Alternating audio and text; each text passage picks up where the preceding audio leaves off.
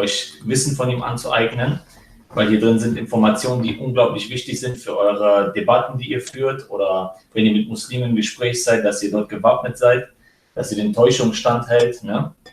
Weil wenn es um islamische Angelegenheiten geht, dann ist er mit der Beste überhaupt, den es überhaupt gibt in Sachen islamisches Wissen. Und es ist eine Ehre, dass Bruder Christian Prince hier auch live mit uns ist. Und wir werden denen einige Fragen stellen. Wenn ihr auch Fragen habt, dann könnt ihr das auch gerne tun, Fragen stellen.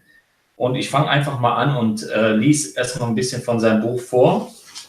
Und dann gucken wir mal, was der Bruder dazu sagt. Weil viele Muslime, die kommen immer mit diesem Argument, das ist alles falsch übersetzt, diese Quellen stimmen gar nicht, sowas gibt es nicht. Und das ist eine Lüge, eine Täuschung, etc., etc., etc. Wir kennen das ganze Spielchen, Naiv und diese ganze Blödsinn. Aber heute ist der Bruder auch ein bisschen mit uns und wird sein Buch auch dementsprechend mit Quellen stützen. So, ein Kapitel in seinem Buch ist zum Beispiel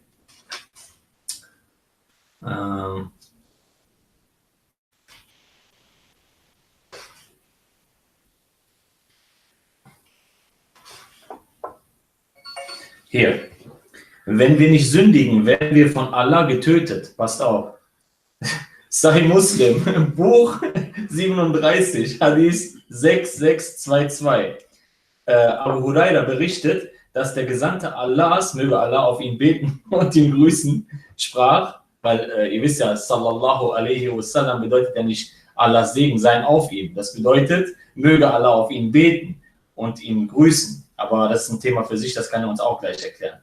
Sprach, ich schwöre bei dem, in dessen Hand mein Leben liegt, wenn ihr die Menschen nicht sündigen würdet, würde Allah euch vom Antlitz der Erde fegen und euch durch Leute ersetzen, die sündigen und Vergebung bei Allah suchen. Und ihnen würde es dann vergeben. I reading from your book in the chapter of when we are not sinning, Allah will kill us. And yeah, sure. And he will replace us with better people because it's for fun, like, I mean, he's going to be bored. And if you don't sing, what he will do for a living? I mean, life is boring. At that time, there's no coffee shop, and there's no movie, and there's no Netflix, there's no Showtime. So what he will do? I mean, he need people to be troublemakers. So he's the police. Imagine you are a police station and nobody call you. I mean, that's disgusting. Yeah. So why Allah do such things? It's not the same God. See, like the logic of Islam is about that we are sinners for the fun of Allah. Allah, he needs sinners. He don't need good people. So if you don't sin, the purpose of creating you, so you will sin and then you will beg for forgiveness, and that is the joy of Allah. He's a sick person who like to see people like, if I don't sin, then I will not beg for forgiveness. So the purpose of sin is not really because he want to save you, but the purpose is, the real purpose behind this story, that I am God and you need to beg me. Yes. How I can make you beg me? And the funny about it too, if you remember in the Bukhari, it says too that when Moses and Adam, they have an argument. Moses, he told Adam, because of you we lost heaven. So Adam, he said to him, how you can blame me for sin written by Allah for me 40 years before my creation, written in my fate. So the fate of Adam was written by Allah to Adam, and Adam cannot be blamed for his sin. And then Muhammad, he said it 3 times. So Adam won the argument, Adam won the argument, Adam won the argument. Because Muhammad, he liked to repeat things 3 times always. Even Assalamu alaikum, And I'm so glad that Muhammad, he don't work as a waitress or waiter. Because that would be horrible for somebody repeating for you what you ordered already 3 times. So he said to him, he said that Adam, he won the argument, and that is supposed to be proving that we cannot blame Adam for his sin. And the funny, Adam, if based on this story, why he was kicked off heaven, if Allah anyway, he did wrote the sin for him before his creation. And as long as Muhammad agreed that Adam is the winner in this debate, It's mean we cannot blame. So Muhammad already he make a decision that Adam is the right, Moses is the wrong. And here I don't want to forget too, the Muslim they say that believing in the original sin is stupid. Based on this hadith, Moses is stupid too. Yeah. But this is debate happened after death. So Moses did not die as a Muslim. Because anyone who believes in the original sin, he is not a Muslim. And Moses now debating Adam in heaven, not in earth. Because Adam and Moses never met in real life. So how they will meet? The only way is to meet in afterlife. So this debate proving that the claim of Muslims that Moses was a Muslim, it's a big fat lie, and this is coming from the mouth of Muhammad. But fabricated stories. Yeah, but this fabricated story is very good story because it's exposing. You see, there's stupid people who talk too much, and the more they talk, the more we know they are stupid. You can wear a suit, put the glasses, carry Samsonite in your hand. People will think you're a doctor. But the second you start talking about medicine, they will notice you're an idiot. You're an idiot. Great.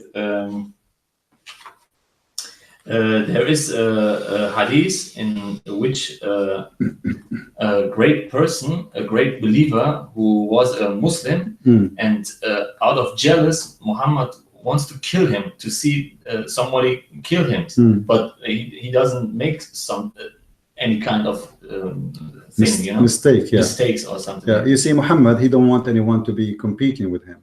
So when if you read the story, and I saw some Muslims saying that this story exists. Yes, I made many videos showing all the reference and all the reference within my books, and that you can check it one by one.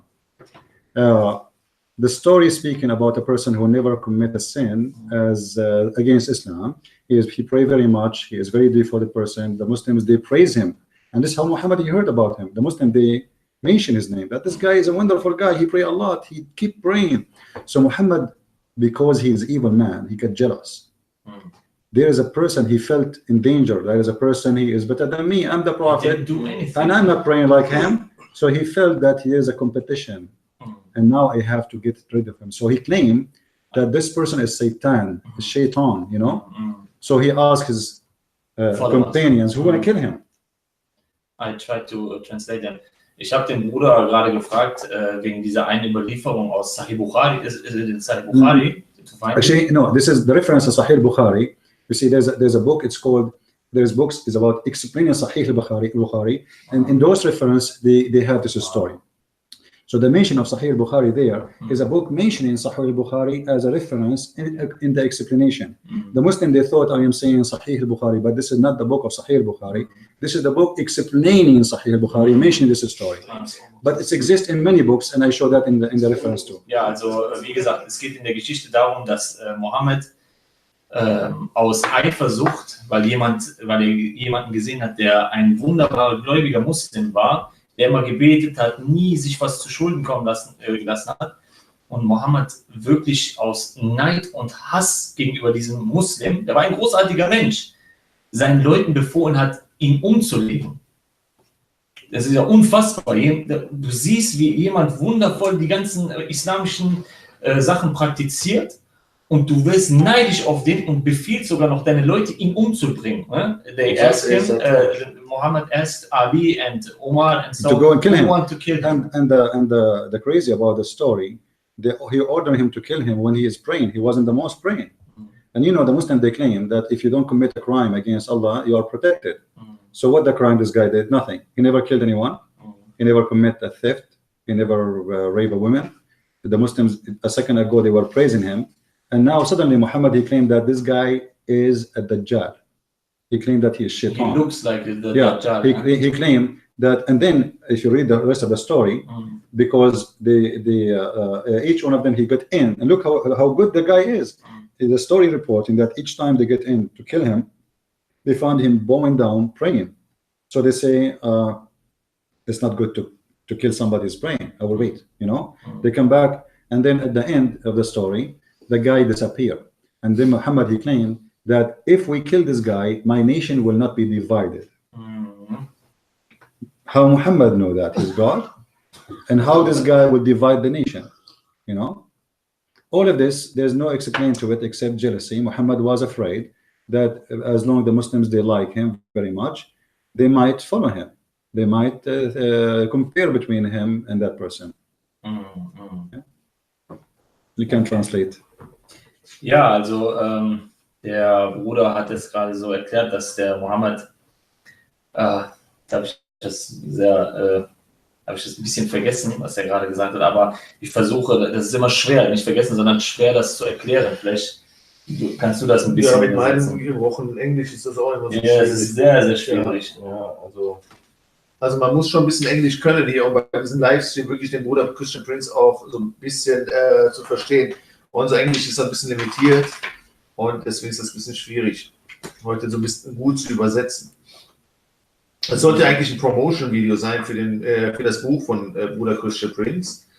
Und es ist eigentlich auch eine sehr schöne Gelegenheit, den Bruder hier bei uns zu haben, endlich mal nach Jahrzehnten übers Internet nur die Stimme des Bruders zu hören und jetzt mal live den Bruder mal hier bei uns zu haben. Das ist natürlich eine große Gelegenheit. Also da freuen wir uns alle drauf. Und dann wollten wir eben mit dem Bruder auch etwas live gehen. Vielleicht hat hier jemand eine Frage. Hat jemand eine Frage von euch?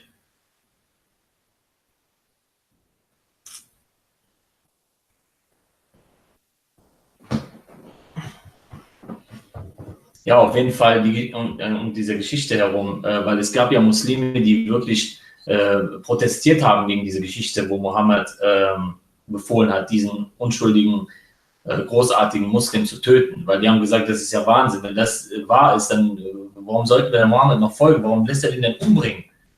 Er hat doch nichts getan. Und das ist dieser Hass auf andere Menschen, die Mohammed hatte in dem Moment, auch auf den gläubigen Menschen, ne? Weil er dachte, dass er zum Beispiel ein besserer Gläubiger wird als er. Und aus dieser Eifersucht heraus, so erklärt er das auch in dem Buch, und das erkennen wir auch ganz deutlich, dass Mohammed sofort befohlen hat, diesen Jungen zu töten, weil er das Antlitz des Dajjals bei ihm gesehen hat. Also der hat ihn quasi als Satan bezeichnet, obwohl dieser Typ voll der gute Mensch war. In Mohammeds Leben ging es immer nur um Eifer. In Mohammeds life is how can I explain it? Jealousy, ne? Everything about jealousy. Everything about jealousy. He had fear. After his death, he made sure that nobody can have his wife. Yeah. This fear more than jealousy. Yeah, but in this case, he is jealous and he is afraid. Because now people, they will compare, like, if I show you two clothes and there is one of them is so clean and one so dirty, then people will notice right away the difference. But if I show you only one kind of clothes, then you will not notice. It's the same. But now we have a guy who pray all day, and this is what it says in the story. Yes, he's very devoted. He pray a lot, even when they try to kill him. And this is the reason they could not kill him. They could not kill him because each time they get in, he's bowing down. He's praying. I try to translate it. Selbst als sie versucht haben, ihn zu töten, der war gerade am Beten sogar. Und da haben die gesagt, der ist am Beten, warum sollen wir den denn töten? Und die haben das ja nicht verstanden, warum die den armen Jungen jetzt töten sollen. Die haben ja keine Schuld an ihm gesehen, aber Mohammed aus dieser Eifersucht heraus, aus diesem Hass und Neid, hat er ihn trotzdem befohlen, die ganze Zeit geht und tötet ihn. Wer ist bereit, ihn zu töten? Und das haben wir auch in der Geschichte von Ka'b gesehen. Der Ka'b ibn Ashraf, der hat ihn ja nur, ein Gedicht hat er ja nur erzählt. Ein Gedicht, wo er ihn ein bisschen kritisiert hat. Schon hat er Mohammed bin Maslama beauftragt, ihn umzubringen, und zwar seinen Kopf abzuschneiden. Nur wenn man ein bisschen über Mohammed redet. Und das hat er seinen Nachfolgern weitergegeben. Are you alive in your account? Yeah, actually, I'm trying to find your account so I can post your video in my. Okay, yeah. Great. But do you know the name of his account so I can type it here? Ex-Muslime. Ex-Muslime klären auf. You type it for me. Oh. Yeah, so those guys, they can see maybe this one. All right. Ja, das ist eine gute Frage. Das ist eine sehr gute Frage. All right, here we go. SCP, I try to question this. I try to say it in translate it for you. The question here from this guy. Wie schaffen es Muslime, die schlechten Seiten Mohammeds auszublenden? How can Muslims to ignore the bad sides of Muhammad but it's all over the Quran and in the Hadith, you know. Who dare to question? Yeah, some guy he want to ask. Let us say I'm a Muslim, and I notice that there is something bad, and then if I dare to question, do you think the question will live for 1 second after I ask it? The question will, you didn't dare. There's a guy, he just asked a question about the Quran. He is not questioning the Quran. He is asking a question about the Quran. The Caliphate, he did beat him, so he will not ask again. Wow. So imagine you are asking a question, questioning Islam. Muhammad, not Islam, Muhammad. This is even more dangerous than.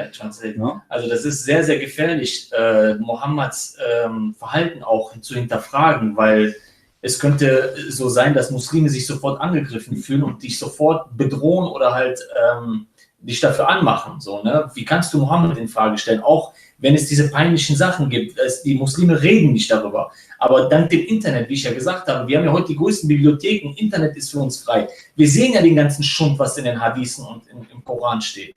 Gott sei Dank wurde der Koran übersetzt und die Hadithe stehen uns direkt zur Verfügung von Sunnah.com und searchtruth.com, die ganzen Internetseiten von Muslime für Muslime zum Studieren. Ja, und wir bedienen uns auch den Quellen. Die sind überall gänglich, also zugänglich für alle.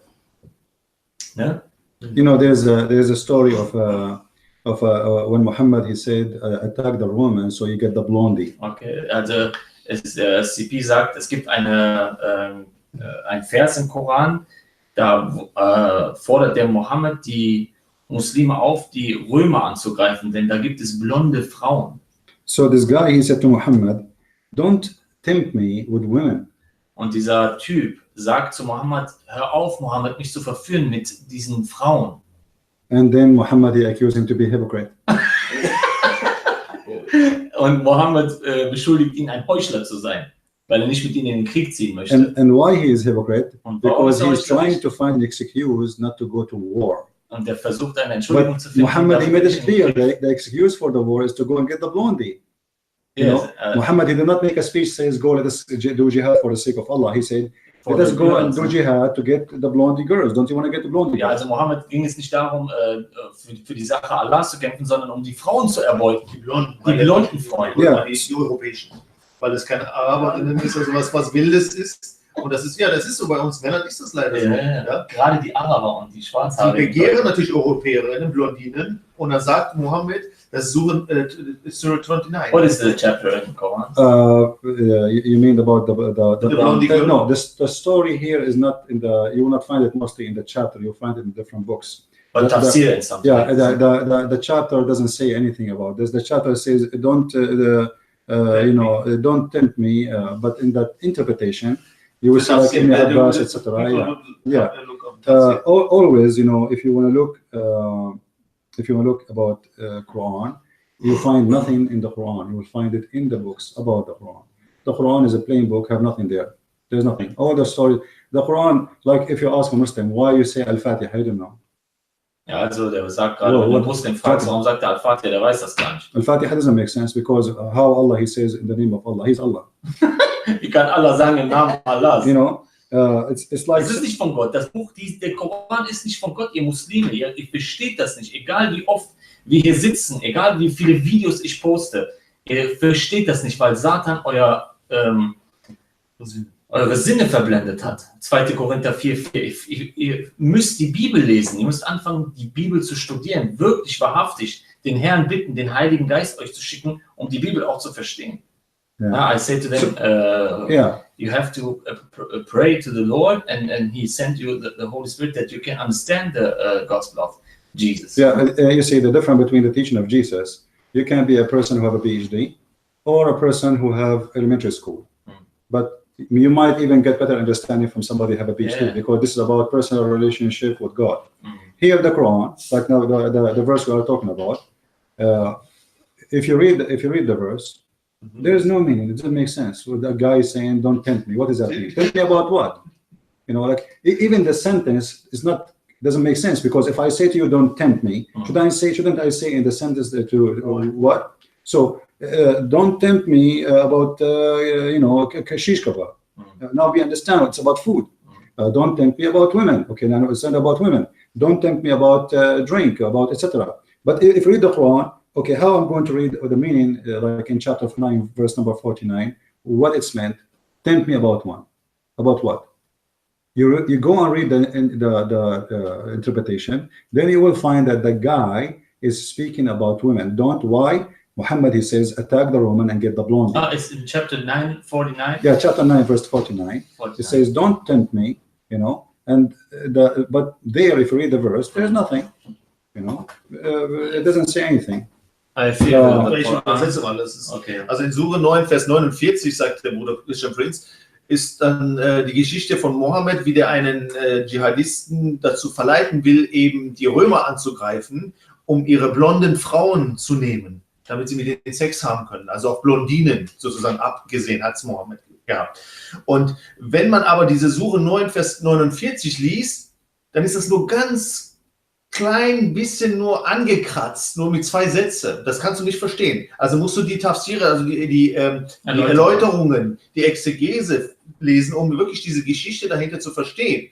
Und in diesen Tafsiren und dieser Erläuterung steht wirklich, dass da blonde Frauen, gelbe Frauen eben der Angriffsziel sind von Mohammed, um eben diesen Dschihad sozusagen nicht für sein Gott zu tun, sondern für die Frauen zu machen. Komm, die greifen die Römer an, denn dort befinden sich Blondinen. Genau, willst du nicht Blondinen haben? Komm mal hier, Sure 9, Vers 49. Und unter ihnen ist so mancher, der sagt, erlaube mir zurückzubleiben, so wie er gerade gesagt hat. Jetzt ist das Gespräch zwischen Mohammed und diesem Dschihadisten. Und stelle mich nicht auf die Probe. Hört, ihre Probe hat sie ja schon ereilt. Und wahrlich, Jahannam wird die Ungläubigen einschließen. Und dazu müssen wir jetzt den Tafsir lesen. Ich habe jetzt den Tafsir nicht hier, aber ihr könnt selber dann, Tafsir al-Tabari ist... It doesn't matter, you can read the story everywhere. All the old Tafsir agree that this is about women. The guy, he's saying to Muhammad, don't tempt us with women. Yes. Okay, we will not go to war in either way. We will not go to war just because we want to get some women. And if you go to Al-Jalalain and etc., you say, Muhammad even he said to them, don't you want to get some slave girls and some servants and sex slaves? Don't you want?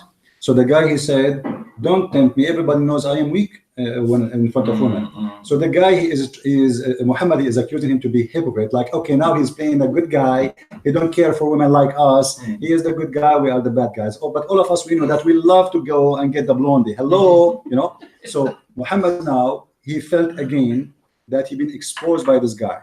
Because this guy now, he played a good guy, and Muhammad looked like he is an evil man who is waging war just to go and get the blondie girls. He reacted like a good man. He said, don't attempt me. I don't want to attack them. Yeah. But Muhammad now, because of this, he have to make a chapter or verses about this guy. This is why, now ask yourself here, Muhammad, he received inspiration.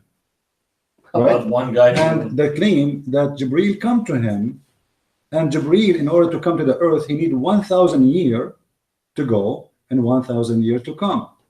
So how Muhammad, he got the answer from Allah right away, saying to him, the guy who said to you, don't tempt me, is a hypocrite. Ja, kannst du machen. You know?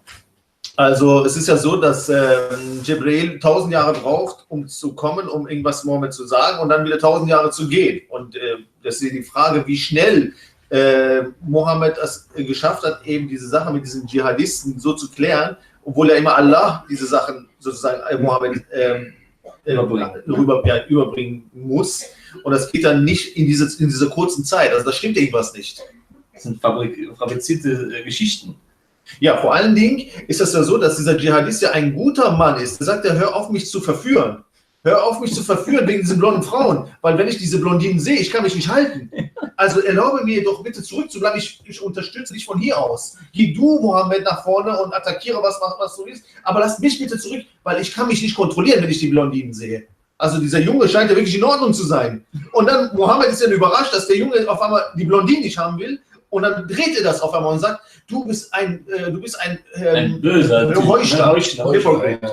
Du bist ein Heuchler und die Hölle wird dich erwarten, weil du nicht mit mir mitziehst, um die sozusagen die Römer anzugreifen, um ihre blonden Frauen zu nehmen für Sexsklaverei. Also grausam. Das meine ich mit die Moral von Mohammed und die Moral von Jesus. I talked about the morality of Jesus and morality of Muhammad. when we compare these two. You know, while Jesus was saying to you, if your eye is going to fail you, take it out. Take it out. Muhammad is tempting them to go into war and kill and shed the blood just to get some blondie girls. Ja, also ich habe ja gerade gesagt, die Moralität, die Moral von Herrn Jesus und die Moral von Mohammed. Da hat der Bruder ein Beispiel genannt, wie er sagte, der Herr Jesus sagt ja, wenn dich dein Auge zum Bösen verführt, so reiß es aus und werf es von dir weg. Natürlich soll es nicht hingehen und dann das Auge rausreißen. Das ist nur, weil der Herr Jesus die Sünde sehr, sehr hart ansieht. Ne? Und du sollst da fein abgestimmt werden, dass du nicht auf die Idee kommst, so leicht mit der Sünde umzugehen. Ne? Und dann sehen wir auf der anderen Seite, wie Mohammed zu anderen Leuten sagt, komm, lass uns die Leute angreifen. Wir wollen die blonden Frauen von denen erobern. Versteht ihr? Das ist kein Vorbild für uns. Und dann fragt ihr euch, warum Daesh die Leute angreift aus den jesidischen Stämmen, ihre Frauen erbeutet, ihre Männer tötet und ihren ganzen Stamm vernichtet und alles mitnimmt. Und versteht ihr das nicht? Der IS verkörpert den reinen und wahren Islam. Ja, das sind keine Heuchler. Ja, genau, das sind normal gute Jungs, würde ich mal sagen. Ja, Muslime sind das. Ja, genau, weil die lesen diese Sachen von Mohammed, ISIS, and they practice it. They are not hypocrite. ISIS. They practice it. No, ISIS are more honest than Muhammad because Muhammad, he know that he's a liar. ISIS, they think they are right. See, you see, they are more decent than, and actually they did not do the crime of Muhammad. The ISIS are very nice people compared to Muhammad. They have also have their limits. At the same time, yeah, Muhammad, they have no limit. Muhammad, he can do whatever. He can create his own law.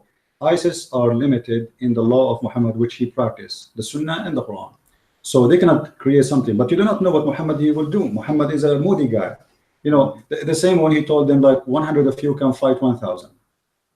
Okay. The Muslim, they went to war, they got busted. Yes, the story. So, before they come back, you know, like Muhammad here, then he was okay, okay, hold on. Allah, he just enlightened me, told me that you have weakness. So now 100 of you can fight 200. From 100 fighting 1,000 to 100 fighting 200, what happened? That's mean the error or the mistake in the numbers, it was what, 90%? 90%, yes. You know, because it was 1 to 10. Now we will fight 1 to 2. So Allah correcting himself.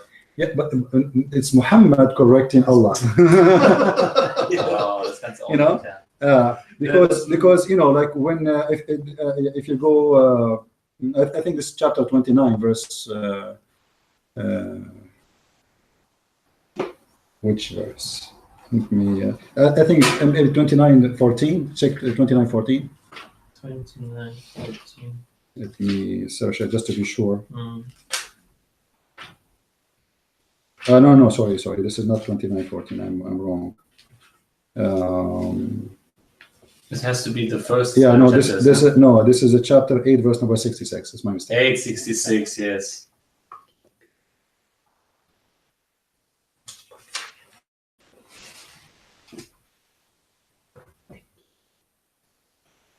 Somebody's getting old.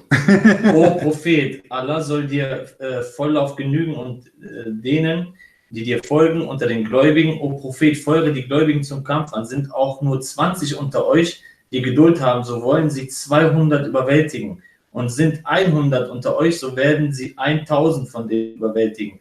Die Ungläubigen sind, weil das ein Volk ist, das nicht begreift. Jetzt kommt's. Jetzt aber hat Allah euch eure Bürde erleichtert, denn er weiß, dass ihr schwach seid.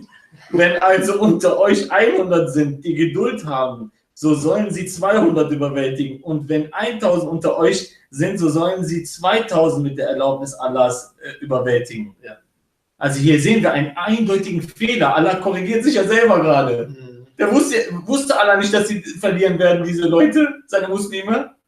Da sagt er, oh, okay, gut, ihr habt es nicht geschafft, jetzt habe ich gesehen, jetzt habe ich euch die Bürde erleichtert. Jetzt mach mal 1 zu 20 oder 1 zu 2, ne? Genau, vorher 10-mal so viel sollen die kämpfen, 10-fach überwinden, einer gegen 10 und auf einmal sieht Allah, oh, ich habe Fehler gemacht, ich schaffe es ja nicht. Also muss ich runtergehen, also sozusagen so eine Art Dingens geben, also so einen Rabatt geben. Und dann einer gegen doppelt dann, ne? Ja, und dann geht das dann wieder. Ne? Allah korrigiert sich, weil Allah ja nicht in die Zukunft schauen kann. Weil wenn er das von vornherein in die Zukunft schaut, dann würde er von Anfang an sagen, nur einer gegen 2 und nicht einer gegen 10. Hier ist ein richtiger Fehler drin. Das ist ein Widerspruch. You know, here the question is, if God said you will fight 6 billion people and you will win. You will win course. because God is with you. Genau, wenn Gott spricht und der sagt, geh los und du wirst gegen 6 Millionen Menschen kämpfen und du wirst sie besiegen, dann wirst du gewinnen. So wie auch Samuel war das, ne? Alle Propheten, Josua, geh und vollstreck den Bann, ich bin bei dir. So. Und dann haben die immer gewonnen, wenn Gott dagegen war. So, And you know, if let us say they have a weakness, don't Allah know that they have a weakness when He told them that 100 of you can fight 1,000? I mean, you see that when we say somebody is a prophet, the true prophet is God, not the prophet. The prophet is a man who delivered prophecy made by God. The first prophet is God. He is the one who prophesied the future because he knows the future. Yes. So prophet is a man who delivered prophecy coming from God. So the first prophet is God, truly, not a man. Then the prophet here delivering prophecy from God, saying that 100 of you will win against 1,000. So is that a prophecy or a stupid mistake? Obviously, it's a stupid mistake and it's a stupid lie. So Muhammad, he delivered this prophecy, but he noticed that this is too much exaggeration and it's not practical. There's no way 100 can win against 1,000. Why the Muslims don't see that? Are they blind? Who dare to question? We spoke before. We just mentioned that. Why we see it? Why we can read it and Was der understand Christian it? Prince sagt, ist, die erlauben sich das noch nicht mal zu hinterfragen, weil sonst verlieren die ihren Glauben. Steht doch in Sure Ja, 5 Vers 1. Lies die mal vor, bitte. Das ist ja auch gerade die Frage, die der Bruder You know, gestellt hat. when I was 505 101. Yeah. Don't ask. You Ask don't no have questions, questions. yeah. This is, yeah, but there's more than this. You see, you can ask questions in Islam as long as you don't question Islam. Ja, du sollst Like nicht Frage ask a silly question: Can I shave in the arm? That's a good question. You know, can I cut my mustache? That's perfect question. But why Muhammad did that? Nobody there. You know, like if you go to verse number 66, I don't know what the translation in German. Okay, What it 66. says. Does it say there in the beginning now? Wait. In Arabic it says Also,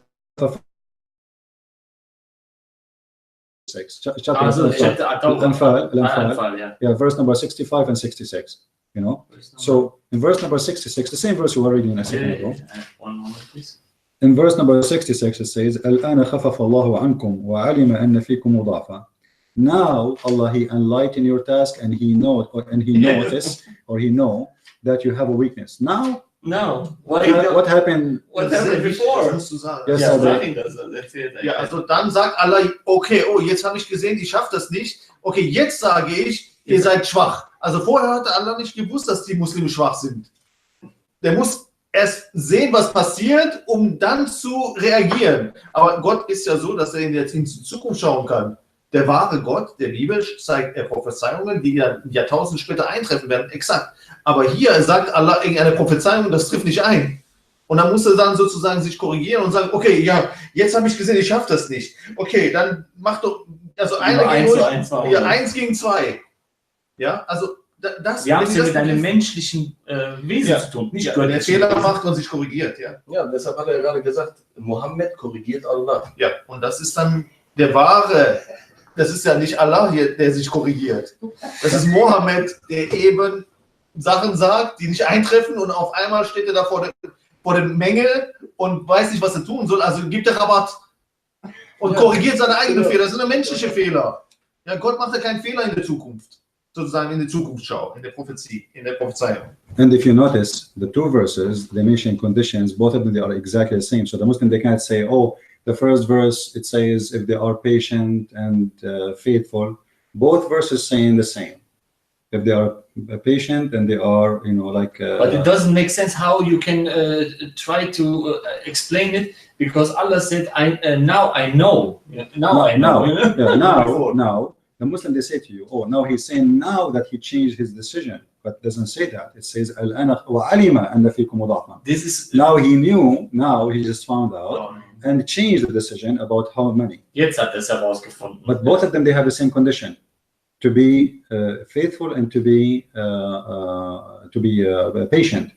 So nothing changed about being patient. Both have the same condition, which means like he cannot say if you are faithful in the first verse and he is not saying that in the second verse or vice versa. You know what I mean?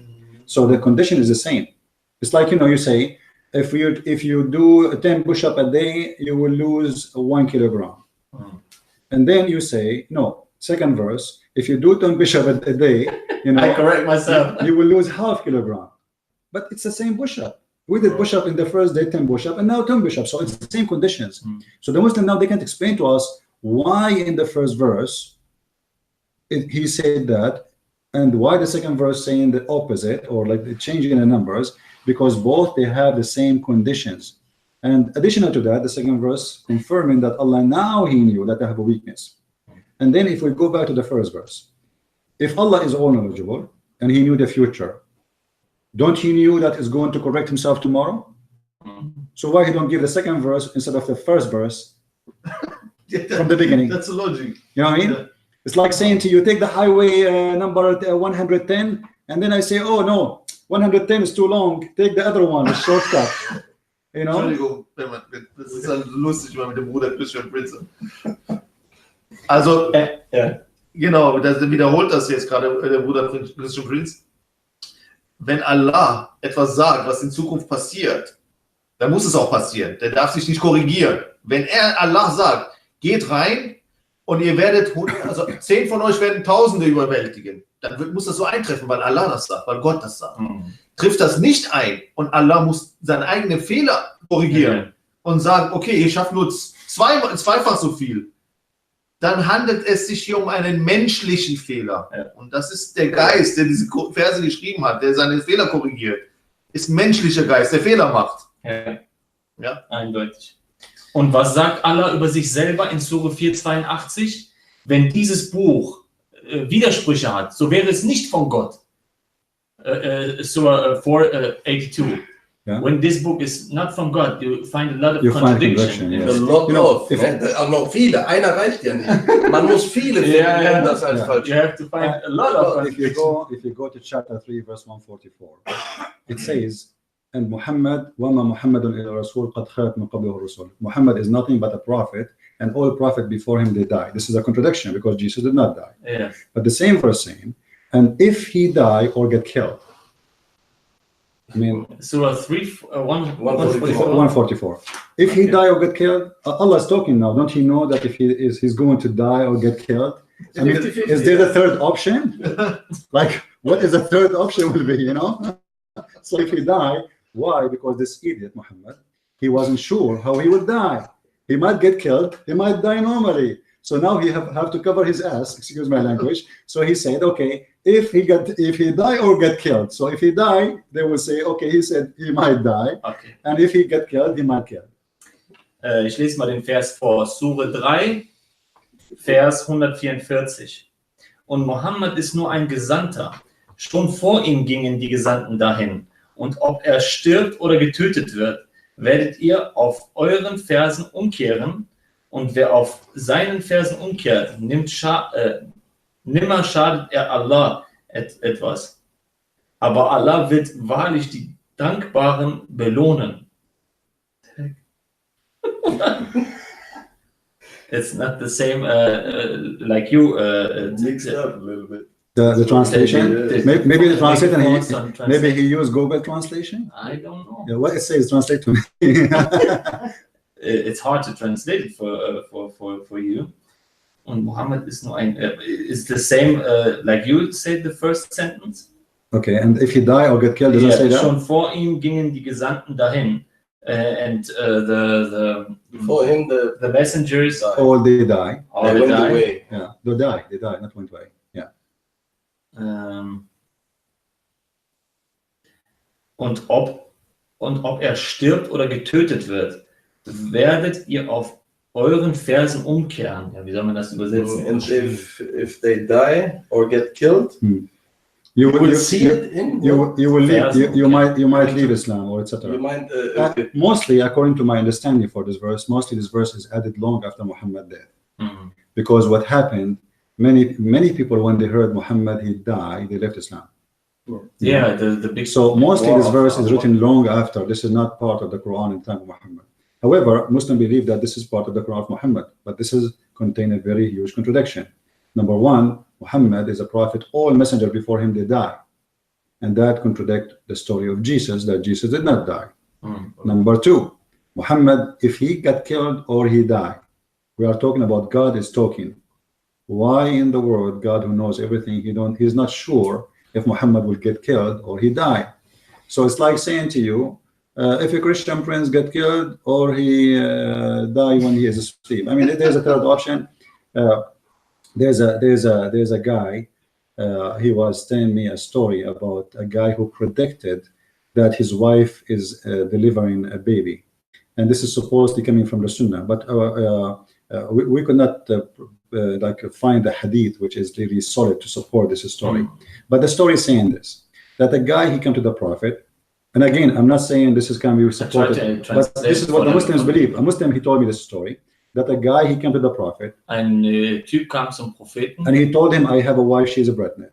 Und ich habe eine Frau, sie ist schwanger. Then after some time, he came back to him and he's so happy, and he told him, my wife delivered a baby. Und dann kam sie wieder und war sehr glücklich und meine Frau hat ein Kind geboren. So the Prophet, he said, it must be a boy. The guy, he said, no. He said, it must be a girl then. The guy, he said, praise be to Allah, how you know? What? Wait.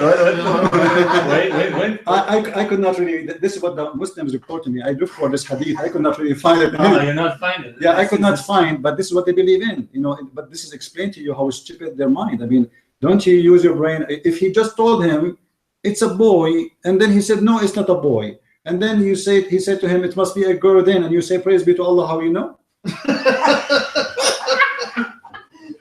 You know? Yes. So there's tons of stories the Muslim they carry about Muhammad to praise him, but if you just listen to them carefully a little bit, you will see how stupid they are.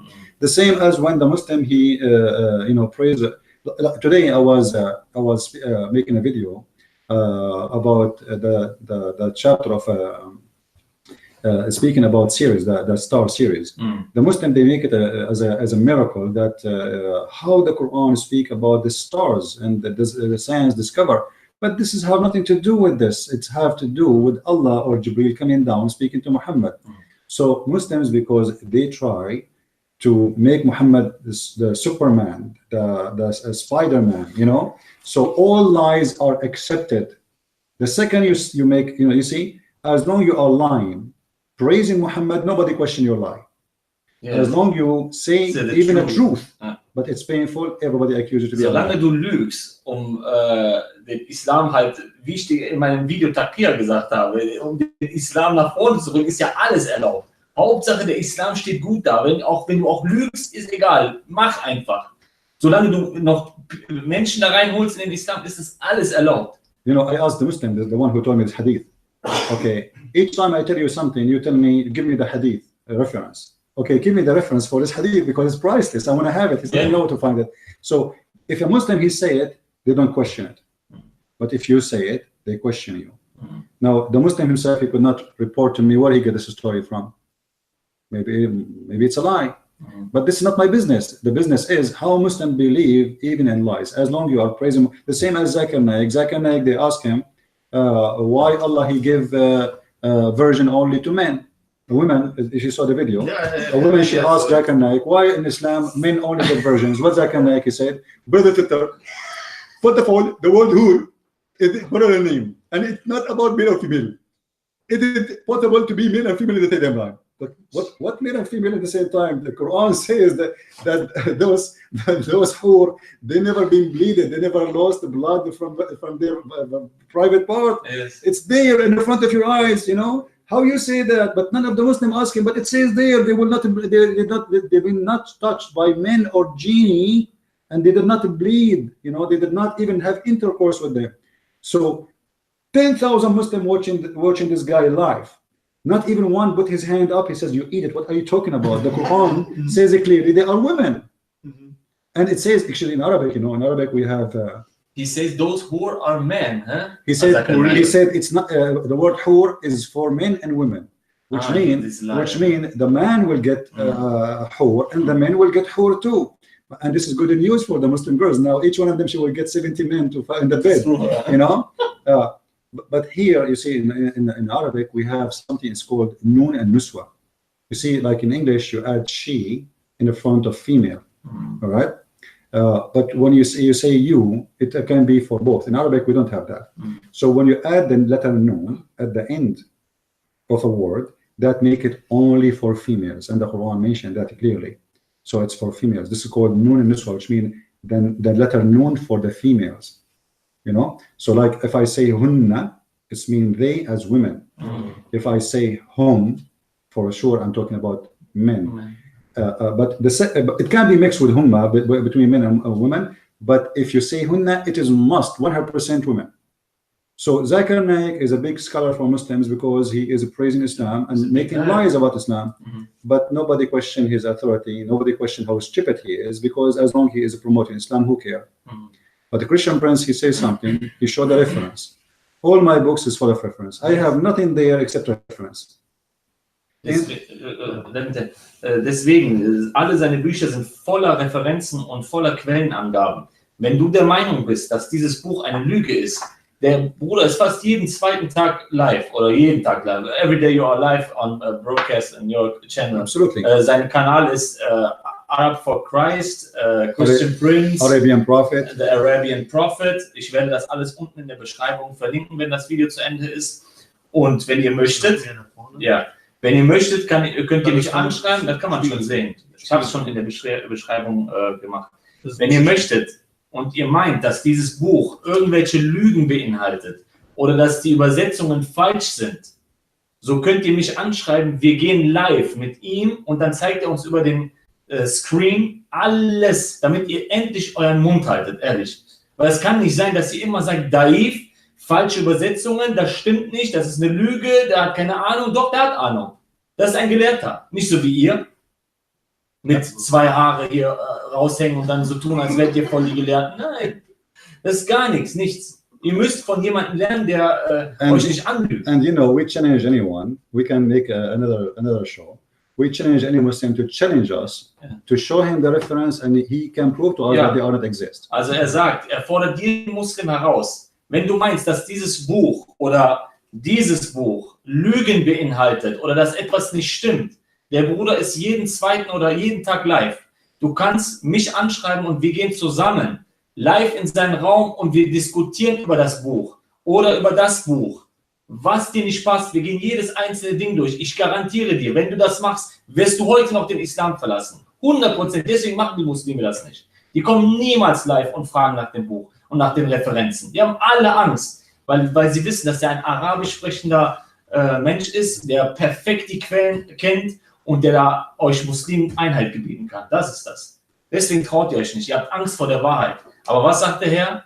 Nur die Wahrheit kann uns frei machen und die Wahrheit wird uns auch befreien. Amen. Johannes 8, Vers 32 müsste es sein. Richtig.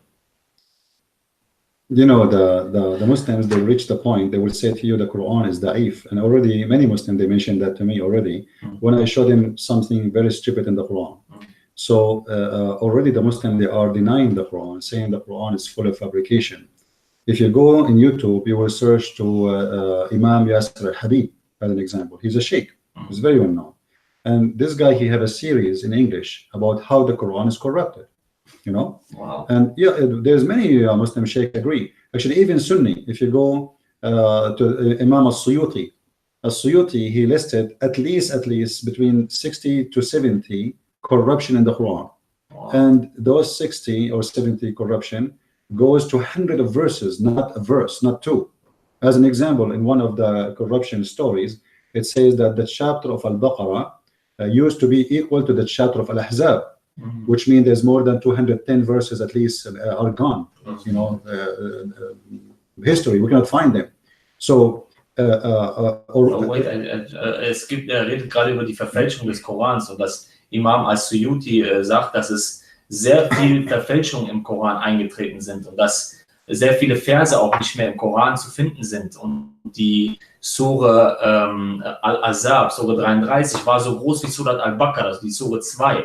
Und die ganzen Verse sind im Laufe der Geschichte verloren gegangen, weil die Muslime ja das Buch misshandelt haben, wie die wollten. Die haben mit dem Wort Gottes gespielt, also Wort Gottes im Sinne von ihrem Gott, von ihrem eigenen Gott. Ja. If there's people have a questions, they can ask, Okay, wenn ihr Fragen habt, fragt den Bruder Christian Prince. Hat einer eine Frage von euch?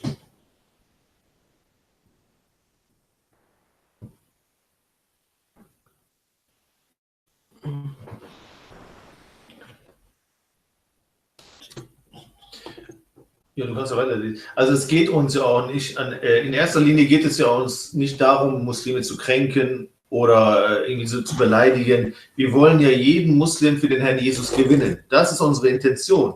Und zwar die einzige Intention. Wir wollen uns weder lustig machen über andere Religionen oder was auch immer. Wir müssen aber die Dinge beim Namen nennen. Und dann kommen wir nicht drum herum, auch eben Dinge aufzuzeigen, die unangenehm sind. Aber es ist nicht unsere Intention, die Muslime zu kränken. Wir wollen, dass die Muslime errettet werden. Das ist unsere Hauptintention.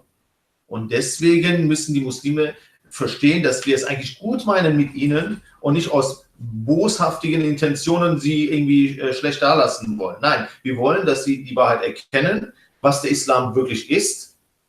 Was er überhaupt lehrt, was er wirklich lehrt. Genau, dass sie halt sich um ihre eigene Religion kümmern. Und wenn das annehmbar ist für die Muslime, was sie dann selber herausfinden werden, durch das Lesen zum Beispiel von den Büchern von Christian Prince, ja, wenn das annehmbar ist für euch Muslime, dann ist es okay, dann nehmt es an, dann macht es, dann praktiziert den Islam, aber den wahren Islam, was im Koran steht, was in der Sunna steht und so weiter. Ja. Aber ihr könnt nicht sagen, ich bin Muslim und euch nicht um eure eigene Religion kümmert. So, dann seid ihr blinde Muslime. Ihr folgt einer Religion, die ihr gar nicht kennt. Und das ist tödlich. Vor allen Dingen, wenn es um Gott geht. Da könnt ihr nicht einfach blind irgendeine Religion, in die ihr hineingeboren seid, annehmen und denken, das ist absolut richtig. Denn da kann ja jeder Buddhist kommen und sagen, ja, ich bin als Buddhist hier geboren, in meiner Familie buddhistisch, dann muss das ja die Wahrheit sein. Da kann ja jeder kommen. Es geht hier darum, dass man sich wirklich auf die Suche begibt und unsere Quellen nachprüft und dann selbst zur Wahrheit gelangt. Das ist die Devise. Ja, es ist doch nicht so schwer, mit seiner loszuziehen und die Quellen mal zu überprüfen und nicht immer zu sagen, das ist alles falsch, ist alles falsch. Dann kommen auch noch Muslime, die noch nicht mal Arabisch können und dann so tun, als würden sie Arabisch können und dann versuchen, die Quellen davon ihm in Frage zu stellen. Das ist noch das Heftigste an der ganzen Sache. Geht doch nicht so mit eurer Seele um. Die ist doch kostbar. Wir sind auch als Muslime geboren. Selbst Mohammed sagt, jeder Mensch ist als Muslim geboren. CP, there is a narration in Sahih Bukhari or I think Sahih Muslim in which Muhammad said every person is born as a Muslim. Yes. When someone tell me I was not a Muslim, I tell him here, your prophet said everybody is a Muslim. Or as a Muslim, that means you are a liar. But do you know how stupid this statement is? Because in Sahih al-Bukhari, there's Aisha, she attended a funeral with Muhammad for a child who is an infant. Okay, and this infant, he died, and Aisha, she said, lucky this infant will be a bird. Es gibt eine Überlieferung, in dem Aisha zu Muhammad sagt, schau Muhammad, dieses Baby ist gestorben, es ist jetzt glücklich. Also so nach dem Motto, es ist jetzt da, es ist jetzt im Paradies quasi. So Muhammad, he said to her, which means don't be stupid, Aisha. Nobody knows where he will be in heaven or hell. For Allah, he wrote his fate for everyone before he was born, when they are in the backbone of their father, because Islam believed that we are coming from the backbone. Yes, I know. Yeah, me, we came from the backbone. I can tell from our faces. Yeah. So, translate. Also Mohammed sagt dann zu Aisha, erzähl nicht sowas. Der Allah entscheidet, wer ins Paradies geht und wer nicht. Aber das ist jetzt sind das meine Worte, aber das ist ein Baby. Das Baby hat nie und niemals in seinem Leben gesündigt. Und dann sagt er, ja, Allah hat schon bestimmt, ob dieses Baby in Paradies kommt oder nicht. Habt ihr euch so eine Aussage schon mal durch den Kopf gehen lassen? Da stirbt ein Baby, das macht so mal. Versteht ihr, was ich meine? Das nuckelt gerade mal an irgendwelchen Nuckis. Und dann sagt Mohammed, ja, wer weiß, ob dieses Kind in der Hölle oder im Himmel ist. Es kann nicht wahr sein. Also, dass Allah das Schicksal dieses Babys schon vorher festgelegt hat. Genau, das meinte ich. Before they are made, even Allah wrote their destiny. But here the problem, because you just mentioned, everyone is born as a Muslim. Yes. Okay. To go to heaven is to be as a Muslim. Now we have a baby, he was born as a Muslim, from a Muslim family, and even the one who is not from a Muslim family is a Muslim, as you say. So now, what is the reason for this baby to go to hell? If he's born from a Muslim family and he's born as a Muslim and he never commits sin. Yes, Any Muslim can explain to us? Nobody. They will say to you one thing, Allah knows best.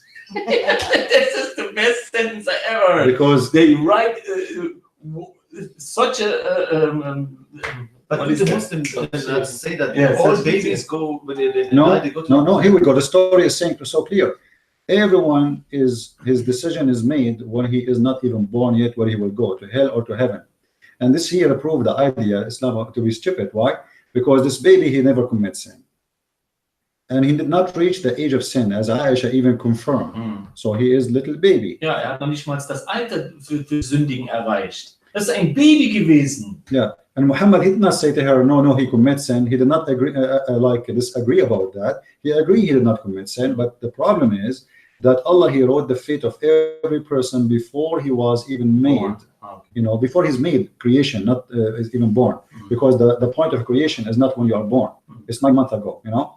But according to Islam, you are your fate is written, as we said. Musa, he said, my fate written to me 40 years before my creation. So 40 years before the baby created, Allah he wrote that this person will go to hell or might go to heaven. That's why Muhammad is not sure. So he said to Aisha, don't say that, for no one knows where he will go. He might go to hell or might go to heaven, for Allah wrote the destiny of those who go to hell when they are in their father backbone, and those who will go to heaven when they are in their father backbone. So now here the problem is, if every person who is a Muslim who practices Islam, he will go to heaven. What is the reason to go to heaven? Sin? Not to commit sin. He will go a child, he never commits sin. Number two, he's a Muslim. So why he will go to hell? There is a contradiction there. This story alone, that story alone will destroy all the cult of Islam, because how you say don't commit sin, pray to Allah, ask for forgiveness, and blah blah blah blah blah. But this guy, he did not do anything. But here, if you remember from the beginning, you said to me, there's a hadith that says, if we don't commit sin, Allah will destroy us and replace us. All right. So this child is not lucky because he did not commit sin. For Allah don't like him. He like committed sin people, you know. Allah mag manchmal dieses Kind, ne? Ja, weil es noch nicht gesündigt hat und weil Allah Menschen mag, die sündigen, damit ihn vergeben kann. Also wird er dieses Baby erst recht in die Hölle werfen, ne? Ja, ja, genau. Also er hat ein Problem mit einem Baby, das noch nicht gesündigt hat. In dem ersten Hadith, was ich euch vorgelesen habe, wo Allah es liebt, dass Menschen sündigen. Und wenn die nicht sündigen, dann wird er die Menschheit ersetzen durch eine andere Menschheit, die sündigt. Damit Allah ihnen vergeben kann, weil er das liebt, dieses Vergeben immer wieder von der Sünde. By the way, when I was a kid, I was a Muslim. My mom told me that I used to do bupu in my diaper. And I think this is the clear sign that I was a Muslim at that time, because obviously I have no idea what's happening. Allah knows best. So if you ask me what's happening down there, I would say Allah knows best. I don't know. Everyone is born as a Muslim. This is the most stupid statement to say. Number one, here we need to question, is religion a choice or we are born with it? If we are born with it, it means we are not free and there's no free will. In the Bible, it's totally the opposite. You have to be reborn again, not born of a Christian family. Like you yourself, you are not born of a Christian family, but you decide to become a Christian. And a person who is born of a Christian family does not make him a Christian. So Christian is totally the opposite. Muslims believe that before you are born, it's written in your fate. So what's the point? Why I'm going to be punished for my fate, which is written for me? Warum soll ich denn bestraft werden, was Allah schon für mich vorbereitet hat? Das ist ja völliger Blödsinn. If you remember the hadith where Muhammad he said that one of you, he will do the work of people of heaven until there is a distance of an arm between him and heaven. And then what is written by Allah will take over, and he start acting as the people of hellfire, and he go to hellfire. And then he said, and there's one of you will do the act of hellfire all their life. And then what is written by Allah, when there's only a distance of an arm between them and hellfire, what is written by Allah will take over, and he will start acting as people of heaven, and he go to heaven. That's mean your action doesn't matter. It's what's written by Allah anyway. So why I want to pray? At the end of the day, what is written by Allah is going to take over. Useless. Why I want to convert? Why I want to be a Muslim? Why I want to be a Jew? Why I want to be anything? Because at the end, forget about all religions in the world. If Islam is the only true religion, and this is the logic, there is a distance of an arm between me and hell, and then what is written by Allah will take over anyway. So what the point of praying 5 times a day and going around the black stone and pointing my head? I live in Germany, but yet I'm pointing my head to Mecca. How that is going to work anyway? I mean, I'm going to hit the toilet seat. I mean, how you can? Mecca is on the other side of the earth.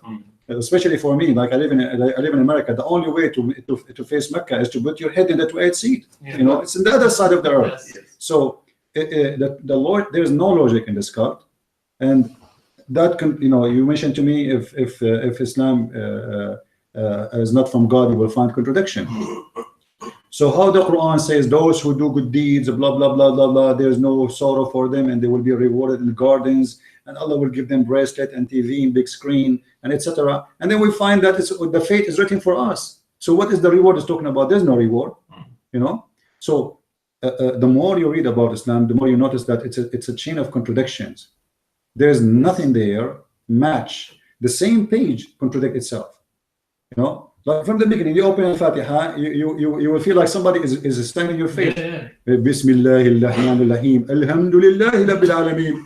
Like how in the heck Allah says Alhamdulillah Rabbil Alameen? Allah saying Alhamdulillah Rabbil Alameen.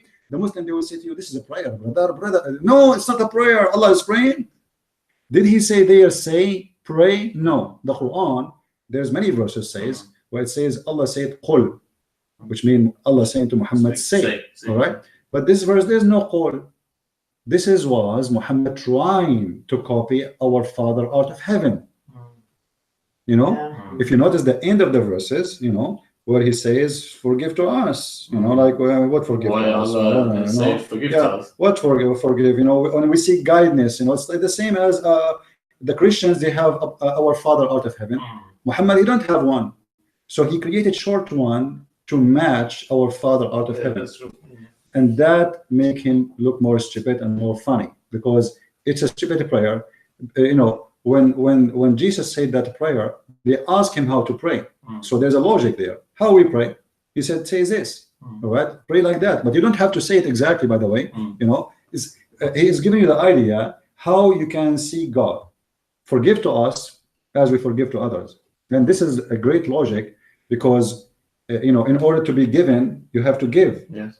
So, you know, if you are hungry and you want somebody to feed you, okay, well, we will feed you, but are you willing to feed somebody who is hungry tomorrow?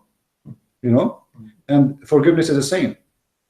We ask the High Mighty to forgive us, but why we deserve forgiveness if we are not willing to forgive to people? Yes. So here, Jesus, even in a shorter prayer, is teaching us something priceless. Forgiveness first, then you belong to me. You know, but in Islam, forgiveness does not exist. It's you curse people, you know.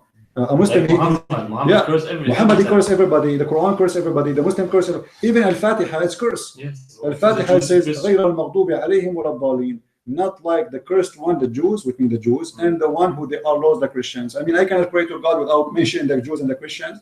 That means they curse us 5 times a day. Yeah, and the funny, they say we are the one who have a phobia. You are the one who mentioned our name before even you wash your face in the morning. You say, Allah, don't make us the same as the Christians and the Jews, please. Allah, don't make us something like that. Like, what's wrong with the Christian and the Jews? Look at them. Here we go. Very hateful. No? It's too much hate. It is too much pressure of hate. And Muhammad, he don't. This is why in chapter 5, verse 51, he said, don't take the Christians and the Jews as a friends. You know. Awliya means friends. Awliya mean friends and why protectors. Why did they say protectors? Why they lie in their you see, actually, protectors is a good word for me, because that will get them more busted. Because if somebody want to protect you, it's mean he is more than a friend. Yes. You know, it's mean he love you, right? So why I cannot take someone as a protector? Because I'm a hateful person.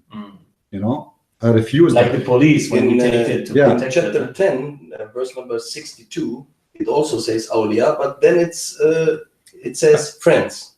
You see, the translation is a translation. We don't care. The translation, they can play with it. But even if the Muslim, they say that the word awliya mean protectors. You know, protectors is more valuable than a friend, because a friend not necessarily will protect you, but a protector is a protector. So, and this is what expose the Muslim lies when they say, oh, those are our enemies. How they are your enemies, but they want to protect you? You know, you don't can go how to you police, say, like in chapter 3, verse 28, the verse of the Taqiyya. Okay, it says the same. You know, like you know, like, you know, protection. But you ask a Muslim, he says, okay, if you are a soldier in the army and your enemy capture you, And aren't you going to lie? But this is not about this. You just said it's a protection. Those are going to protect you, awliya. You just say they are awliya, protectors. So how they are your enemy, but they want to protect you? Have you ever heard of an enemy like this? Can I hire some? Some enemies who want to protect me? That's wonderful. So they expose themselves even when they fabricate the translation, because even the translation, which is a lie, is proving Islam to be a false cult. Same time, in chapter 5, verse 14, when the Quran says that Allah, He will spread hate and enmity between the Christians. Yes. Okay. If I ask anyone, I asked a Muslim once, do you think spreading hate will make the world better? He said no.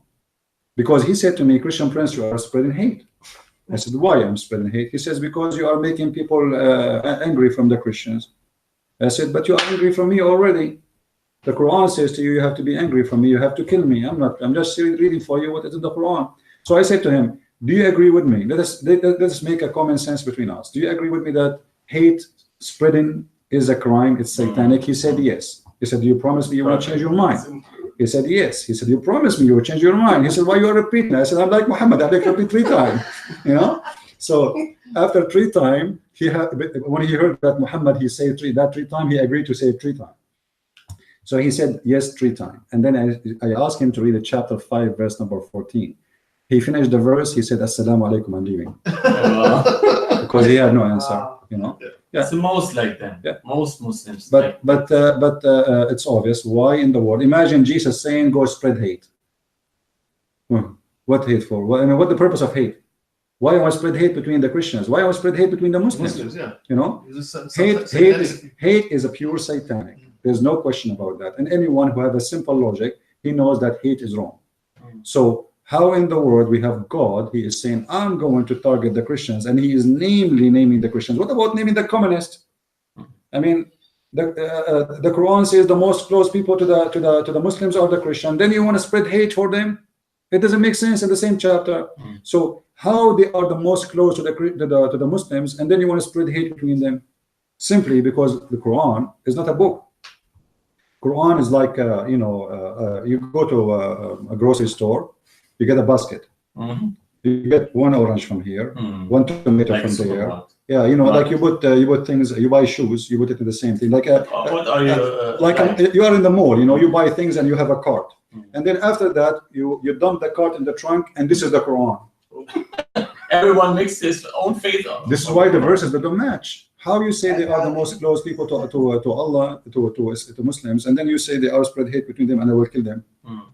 The reason for that, at that moment, Muhammad was trying to play Nasara, as we said before we start podcast. Muhammad in the beginning, he was trying to play Nasara, like not a Christian. Nasara is a Christian cult. So when he was in a good relation with the Nasara, playing to be one of them, he was acting as a person who, you know, the Christian will go to heaven. The Jews will go to heaven.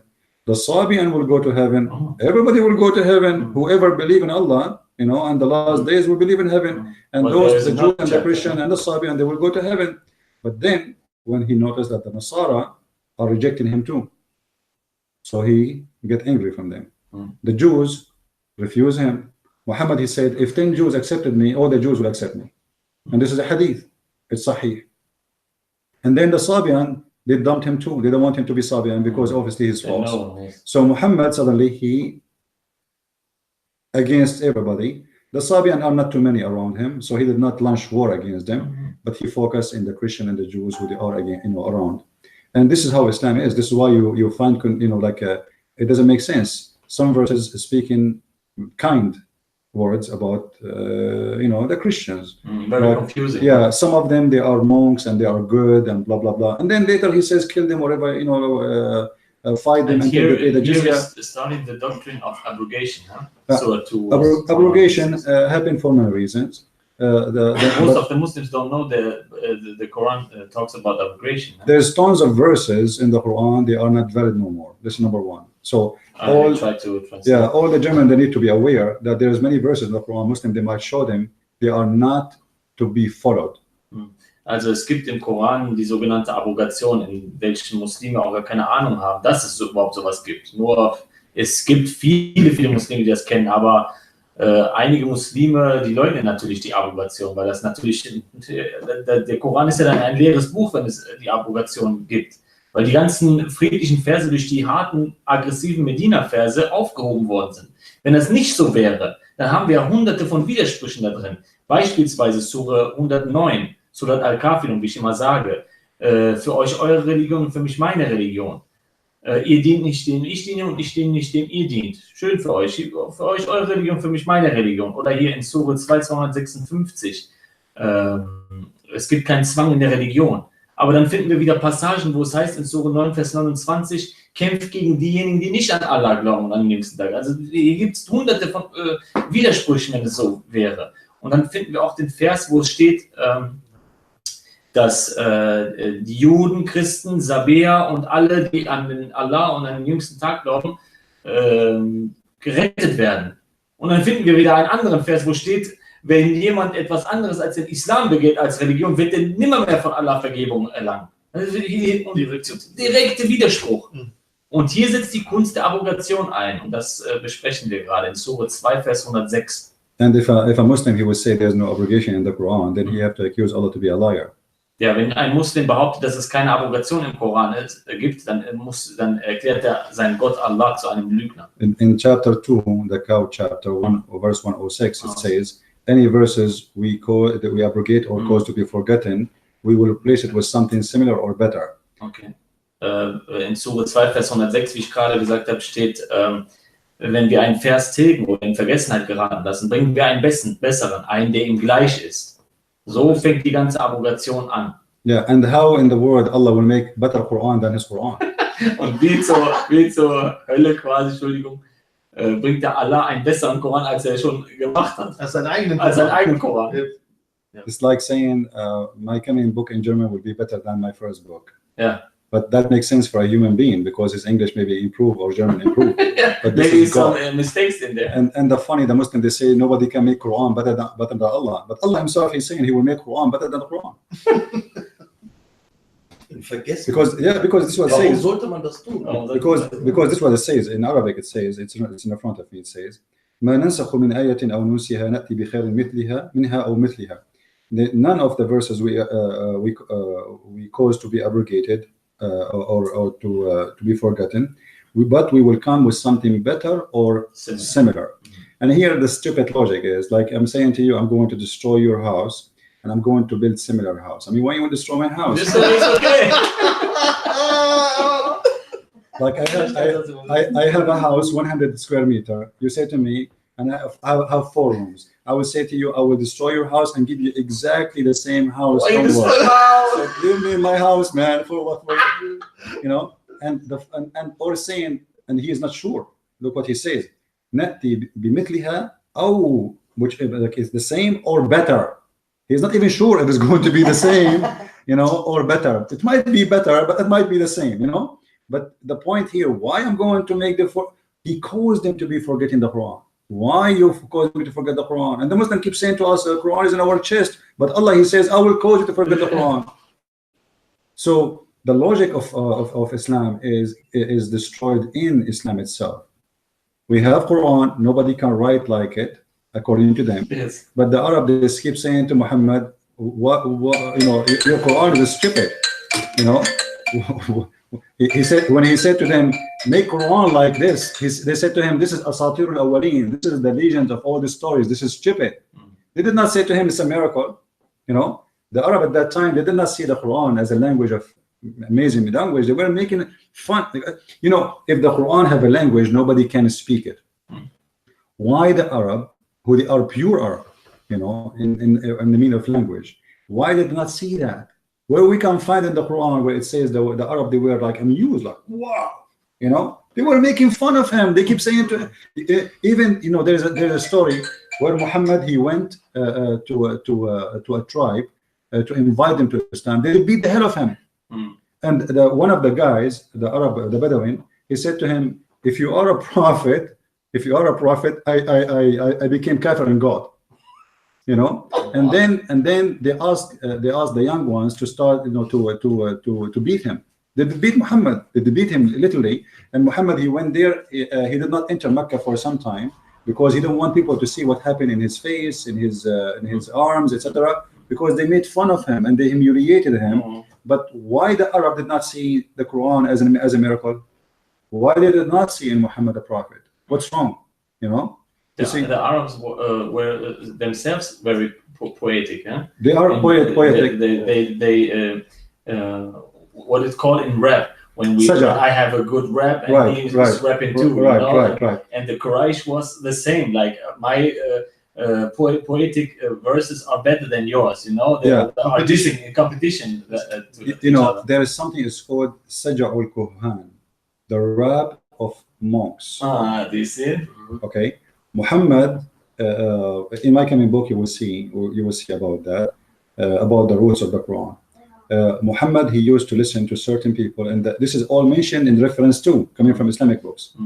And Muhammad, he was in love with some people who they speak like that, as the Quran speak. But for sure, they have a very strong language, not like stupid Quran. So Muhammad, he learned a lot from them, and he liked the way they speak, and it was a normal way to speak at that time like this. Muhammad adopted, and then he forbid Muslim to do sajah. Because he don't want anyone to make competition with his Quran, because Quran is not a poet, it's a sajah. And if you read the Quran, because Muhammad trying to make sajah, that broke the meaning. It's like I'm trying to find a word to keep the tone, but how I can keep the tone with the word meaning, that is very hard. So Muhammad sometimes he used words that you see. We were talking about the chapter where it says 100 of you can fight 1,000. That mistake happened because of the sajah. So Muhammad he found that if you use those words, that will make it sound nice. But then there is a problem with the numbers. So he was able to make it a nice song, let us say, to sing it, but he was not able to accomplish the meaning, and that exposed him. So he was trying to make rap and breaking the meaning, and this is why the Quran, if you read any interpretation for the Quran, it says Allah knows best. Yes. Because it doesn't make sense. One verse is speaking about Abdul, the second verse speaking about tomato. I challenge any Muslim to show me one chapter have connection together. Nothing. If we read the chapter of the cow, if we read the chapter of the cave, if we read any chapter, you will not find anything in the chapter in connection with each other. Suddenly he's speaking about Abraham. Suddenly he starts speaking about the Christians. Suddenly he go back to his wife. I mean, what his wife's fight have to do with Abraham and what the Christians have to do? It's mixed up, because simply he was trying to make rap, and each time he say few rap and he put them in the Quran. So that accumulate by time became a big rap music book. The most silly competition for Allah is the sentence, the ayah in which he said, when this book is not from God, then do a better Quranic verse like this, or something better. Create something better when you not believe this is from God. I have a challenge. The most silly challenge I've ever heard. I have a challenge to the Muslim. Put my book in the front of the camera. I challenge any Muslim to make better book than this book. Fordert jeden Muslim heraus, ein besseres Buch als das hier zu machen. Can you? Kannst du? Yeah, and Brother Amir, he will put a link for you down in Amazon, so you can get the book and try to make a book better than this book. I mean, you see, if I make a book now, when the Muslim they say Muhammad received satanic verses. Oh, this is the most. Okay, hold on. If Muhammad received satanic verses, and Muhammad did not notice that this is Satan speaking to him, giving him Quran. So how you say who can make Quran like this? And Wallah is challenging the genie and the mankind to make Quran better than the Quran. That means Shaitan. And Shaitan is one of the genie. He's a genie. So how Shaitan was able to give satanic verses, and Muhammad himself did not even notice. According to the story, after Muhammad he recited the satanic verses, Angel Jibreel, the pizza delivery guy, he came to Muhammad, he knocked at his door, he said to him, Brother Muhammad, what you did, Muhammad, this is not Allah, this is Satan, and Muhammad he said like, oops, this is Satan, I don't know, I swear by Allah, I don't know. So now Allah he sent to him, don't worry, be happy, I'm going to delete the verses. Now I am going to delete verses from where? You know what I mean? Yes. If they are not in the Quran, why I need to delete them from the Quran? So they are, that was in that's there. meaning they are in the Quran, and now how we know they are deleted? How we know? No. No, what I'm trying to say, if Muhammad he received verse saying whatever shaitan he throw in your mouth, we will delete. How we can be sure that this is not the shaitan himself again saying that verse to make everybody relax? Also in Sure 22, Vers 52 steht ja, wir werden das herausholen, was Shaitan eingeworfen hat. Aber woher sollen wir wissen, ob nicht dieser Vers sogar von Satan ist? Der nächste Vers. Wenn wir sagen, wir werden also sozusagen was Besseres einstreuen, was Satan hat, vielleicht ist das auch eine Satan. Weil wir haben ja keine Garantie, dass das ja Allah ist auf einmal, weil wenn Satan mehrere Verse ihm geben kann, dann kann auch der nächste sozusagen von Satan sein. Und sozusagen so wissen die Sache so zu vertuschen. Steht hier, wenn einmal Satan reinkommt, dann ist Ende. Da ist keine Garantie mehr. If Shaitan was able to deliver the first verse, and Muhammad himself did not notice, you see, when we say nobody can make Quran like the Quran of Allah. Okay, who is the best one to notice if this is Quran from Allah or not? Muhammad. Not Zakir Naik, who don't speak Arabic. So, okay, here we go. We have Muhammad and Shaitan, he made Quran. Muhammad, he took the Quran of Shaitan and he said the Quran of Shaitan, and he did not even notice that this is not from Allah. So obviously the Quran of Shaitan was so good to the point even Muhammad did not notice. Yes. No. Also der Koran, den der auf einmal rezitiert hat, musste ja so gut gewesen sein, dass er den Unterschied ja nicht mal bemerkt Muhammad hat das nicht begriffen. Also er hat das nicht bemerkt. Gar nicht. Er hat einfach rezitiert und gedacht, das wird von Satan. Später kam Gabriel und hat zu ihm gesagt, was hast du getan? Das waren von Satan Verse.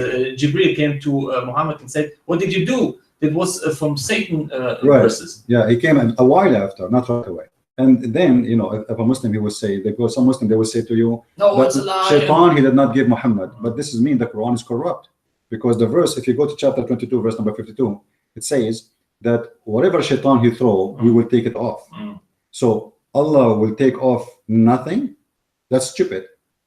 If there's nothing thrown in the mouth of Muhammad, why Allah need to take it off? He will take off nothing. That's stupid. That's why I'm asking Muslim, what was the verse in which Allah throw it out? What was this verse when the satanic verses are fabricated story? What was the verse? At the same time, you know, the Muslim believe that Muhammad Ma'soom, which means he is protected when it's come to religion. So where is the Asma, which means protection? You know? Black magic happened to him. Black magic because black magic. Where was Allah to help him or protect him? Black magic is satanic. This one here proving that Muhammad was under the control of the devil, you know. But I believe it's not about the devil controlling Muhammad as much. Muhammad himself is the devil who is playing the victim. You see, Muhammad, he worshipped the idols, and then people, they start talking, this guy is a liar. We speak to the Christians, he says, I worship your God. He speak to the Jews, he said, I worship your God. He speak to the Arab, he worship Allah al-Uzza. So what, he have many faces, you know. This guy, he's a Jew with the Jew, Christian with the Christian, Hindu with the Hindu, Buddha with the Buddha, Arab with the Arab, Persian with the Persian. He sit with Salman al-Farisi, you know, he carry all the stories of the Persian. He put it in the Quran, and suddenly the Quran is full of Persian stories, you know, like the pure Arabic. Like the Hur, the story of the Hur. This is what this is coming from the Persian, you know, mythology. So there's women creatures who live high in high places, and those they will be rewarded for those who they are good ones. And there's a Sirat al-Mustaqim, the bridge. This is in the Persian stories. There is tons of stories like you know, the stories in the cave, the chapter of the cave about the 7 sleepers. The 7 sleepers is a story written by a bishop. His name is Yaqub. He's from Syria. He is a Syriac Christian, Syriac, which means Syrian, Syriac Christian bishop who wrote a fiction story. Fiction, not true story. True, because at that time the Christian, they were under discrimination. So he is telling them, okay, today we are under discrimination, but tomorrow we'll be victorious. So he wrote this 7 sleepers story, which is a fiction story.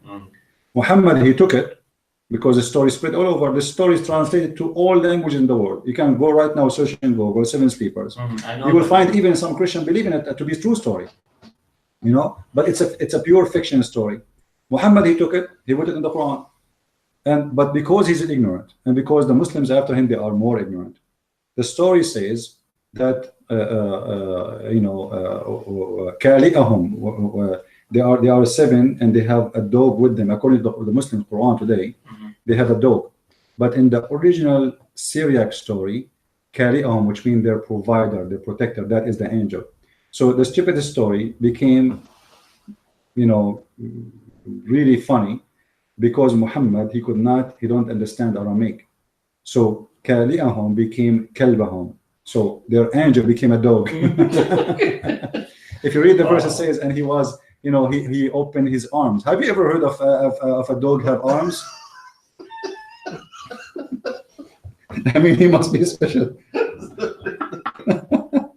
Like the story in now you say it, in which the Imam An-Nawawi, who said you can put your penis, sorry for that, in a woman anus, a man anus.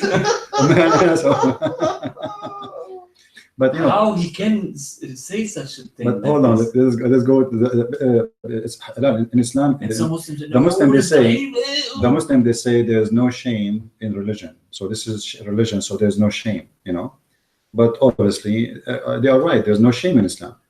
But if you go to chapter 18, verse number 18, and you read the chapter about the 7 sleepers, where the dog, he have his arms open. How the Muslim, they keep saying to us that dogs are dirty, filthy, blah, blah, blah, blah. And Allah then, he says in the Quran that dogs are with them and he is their protector. Protector from who? From army. Army of kings, the king, he's a king. A dog will fight the army of kings. It's all about animals. I mean, this dog must be like Rambo dog. Rambo, Remember so like, you see, the problem is when people read, they just read. Just focus, listen carefully. I read it, try to read it twice, 3 times, think about it. I mean, it's a silly, it's a stupid. 7 sleepers, and okay, they sleep. Okay, if you go to the verse, to chapter 18, and start from the beginning of the story, you will see some they say they are 3 and their dog is 4. Some they say they are 4 and their dog is 5. Some they say they are 5 and their dog is 6. Some they say they are 6 and their dog is 7. I mean, for God's sake, just tell us how many they are. What's the point of this? I mean, do you have the number? But because Muhammad, he didn't know. He didn't know how many they are. Some they say they are 3 and some they say they are 4. And have you ever heard in any language you say, I saw some they say they are 4 and their dog is 5? You don't count the dog as 5. The dog is not a human. Not in Arabic, not in German, not in any language. When you say I saw 5 people, it's 5 people. You say I saw 4 guys and 1 dog. Right? You don't say I saw 4 guys and 1 dog. So even language speaking is stupid. What 4 and their dog is now is number 5. 5 and 6 and their dog is 7. We also want dog. And here we go. We are it's coming. Yeah, we are here 5 and the dog is number 6 now. So it's very funny. The logic is stupid, the language is stupid, but Muhammad is trying to, as I said, he's trying to make a rap song. So the meaning doesn't make sense. At the same time, actually chapter 18 is enough for anyone to leave Islam. I advise everybody to read it. The story of Sulaiman and the bird. Chapter 18? Chapter 18 is the best funny cartoon story. I wish I have money to make cartoon. I will make like a 1 million cartoon out of it, movies, they are funny. Sulaiman, who the ring, lost his ring, and then he became not a king because the ring is gone. The story. Sulaiman, he went to the bathroom. Some brothers make the story. Yeah, he went to the bathroom, and because it's not halal to take the ring of Allah to the bathroom. Oh. So each time he want to go to the bathroom, he take the ring from his hand and he give it to his wife. When he was in the bathroom, Shaitan, he came to his wife in the image of Sulaiman. And look like a cloning is very easy, Wow. Because Allah cloned Jesus, Shaitan cloned Abraham. Look like cloning is a good business there. So he cloned Sulaiman and he told his wife, I am Sulaiman, give me my ring. So the wife, her name is Jarada, she gave the ring to Shaitan, but she thought this is Sulaiman. Sulaiman, he went out of the bathroom. He found himself without kingdom, homeless. They throw him out of the palace. As simple as that. I mean, don't people notice now we have two people look like Sulaiman? What happened? Okay, he went out of the bathroom. The ring went to the Shaitan. Okay, his wife, she did not notice that now we have to Sulaiman. What happened? The story is very funny. And then you know how the wives, they found out that this is not Sulaiman, right? You don't know? No. Well, very good in bed. Because when he went with them in bed, because now he have all the wives of Sulaiman, you know. Oh my God. So he went in the bed. This guy, he never stopped. He never have a break. You know, next. So the wives of Sulaiman, they reported to the elders that our husband is not normal these days. It cannot be him. What happened to So him? good. You know. And look, imagine how stupid this religion. They are teaching that God allowed Shaitan to sleep with the wives of a prophet. Yet, if you speak about Aisha, Muslims, they got so angry. You know, you just say that Aisha, she cheated. Now we have Shaitan himself having sex with the wives of a prophet of Allah. And Allah is the one who did that because all of this is a plan, remember. Like the Muslims, when they don't say before they make sex, Bismillah ar-Rahman ar-Rahim. Yeah, you have to say that. Say Because Shaitan, you will see that in my book, which is already in Amazon, Sex and Allah. Yeah. And by the way, we are translating this book now to German. You know, yeah. So I hope soon people will have it in German language. The more you read, the more you notice how crazy, how madness this cult. And I advise anyone, and I challenge any Muslim, and we can go a show again where we allow people to call us and to show us one valid chapter. And let us say it this way: he call us, he chose the chapter, and he make a challenge to find errors in it. in your books. No, in the Quran. In the Quran. And my books is full of errors because it's Islamic book. Yes. You know, I mean, it's not my book is an error. Everything there is an error. I mean, I'm speaking there about errors. The errors are not mine. The errors of Allah. You know. You see, the second book you have, which is a translation for Quran and science. You know, because the Muslims, they claim that the Quran is full of scientific discovery, but this is a lot actually a lot more information from the first book, because in order to explain or to refute what the Muslims claim, I'm showing what is behind the story. So it is really full of information, and it's kind of a comedy, you know, it's a comedy book, because you will see that what it is supposedly science, it's a joke. It is totally the opposite. So this book is full a lot more than the first book, but for some reason, people they concentrate in the first volume, maybe because of the name. I don't know. It's easier to comprehend. Maybe, but the second book is it took me a lot more work than the first one. Sometimes when things become more complicated, so. Yeah, but it's not really. I always my books is very simple. I try my best. If, I'm sure you'd read. I try to make it very simple for everybody to understand. Yeah, the first book is good to read. It's Yeah. good to read. It's Yeah, good to I read. make it like if I'm having a conversation with you right now. Like I talk to you as if I am with you. Yeah. You know.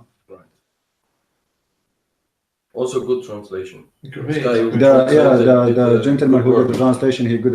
Actually, I wish to thank him, but he's not with us. He's a wonderful guy. He did the You translation. can greet him. And Yeah, maybe for he sure, see sure. this Yeah, for video. sure. I really appreciate this person, and he is a wonderful brother who did all this work voluntarily. I did not pay him. I did not take a penny from me. I did not even buy him a gift. So he's a wonderful person. Ja. Danke auch an denjenigen, der die Bücher von Bruder Christian Prince übersetzt. Gottes Segen. Gottes Segen, danke dir für deine Arbeit. Der Herr segne dich, der Herr behüte dich auch. And now he's working in Sex and Allah book. Aber jetzt translation. arbeitet er an dem nächsten Buch von Bruder Christian Prince. Das ist sehr gesegnete Arbeit. Ich werde immer dafür Werbung machen. Die Bücher von Christian Prince müssen nach vorne gebracht werden. Vor allen Dingen auch für die Muslime. Ja. Die Muslime sollen sich die Bücher holen von Christian Prince, um zu sehen, was in ihrer Religion kritikwürdig ist. Um eventuell darauf zu antworten oder einfach nur sich mehr Wissen über ihre eigene Religion anzueignen, zu sehen, wie Apologeten aus dem christlichen Bereich den Islam kritisieren, um sich zu stärken. Das ist eigentlich auch für Muslime ganz so angebracht, die Bücher zu verlassen. Ja, aber eventuell würde es sie dazu verleiten, den Islam in Frage zu stellen und den noch zu verlassen. Ja, wieso, wenn du der Glaube stark genug ist, daran kannst ja, aber wenn die das nicht glauben, nicht so ja, ja.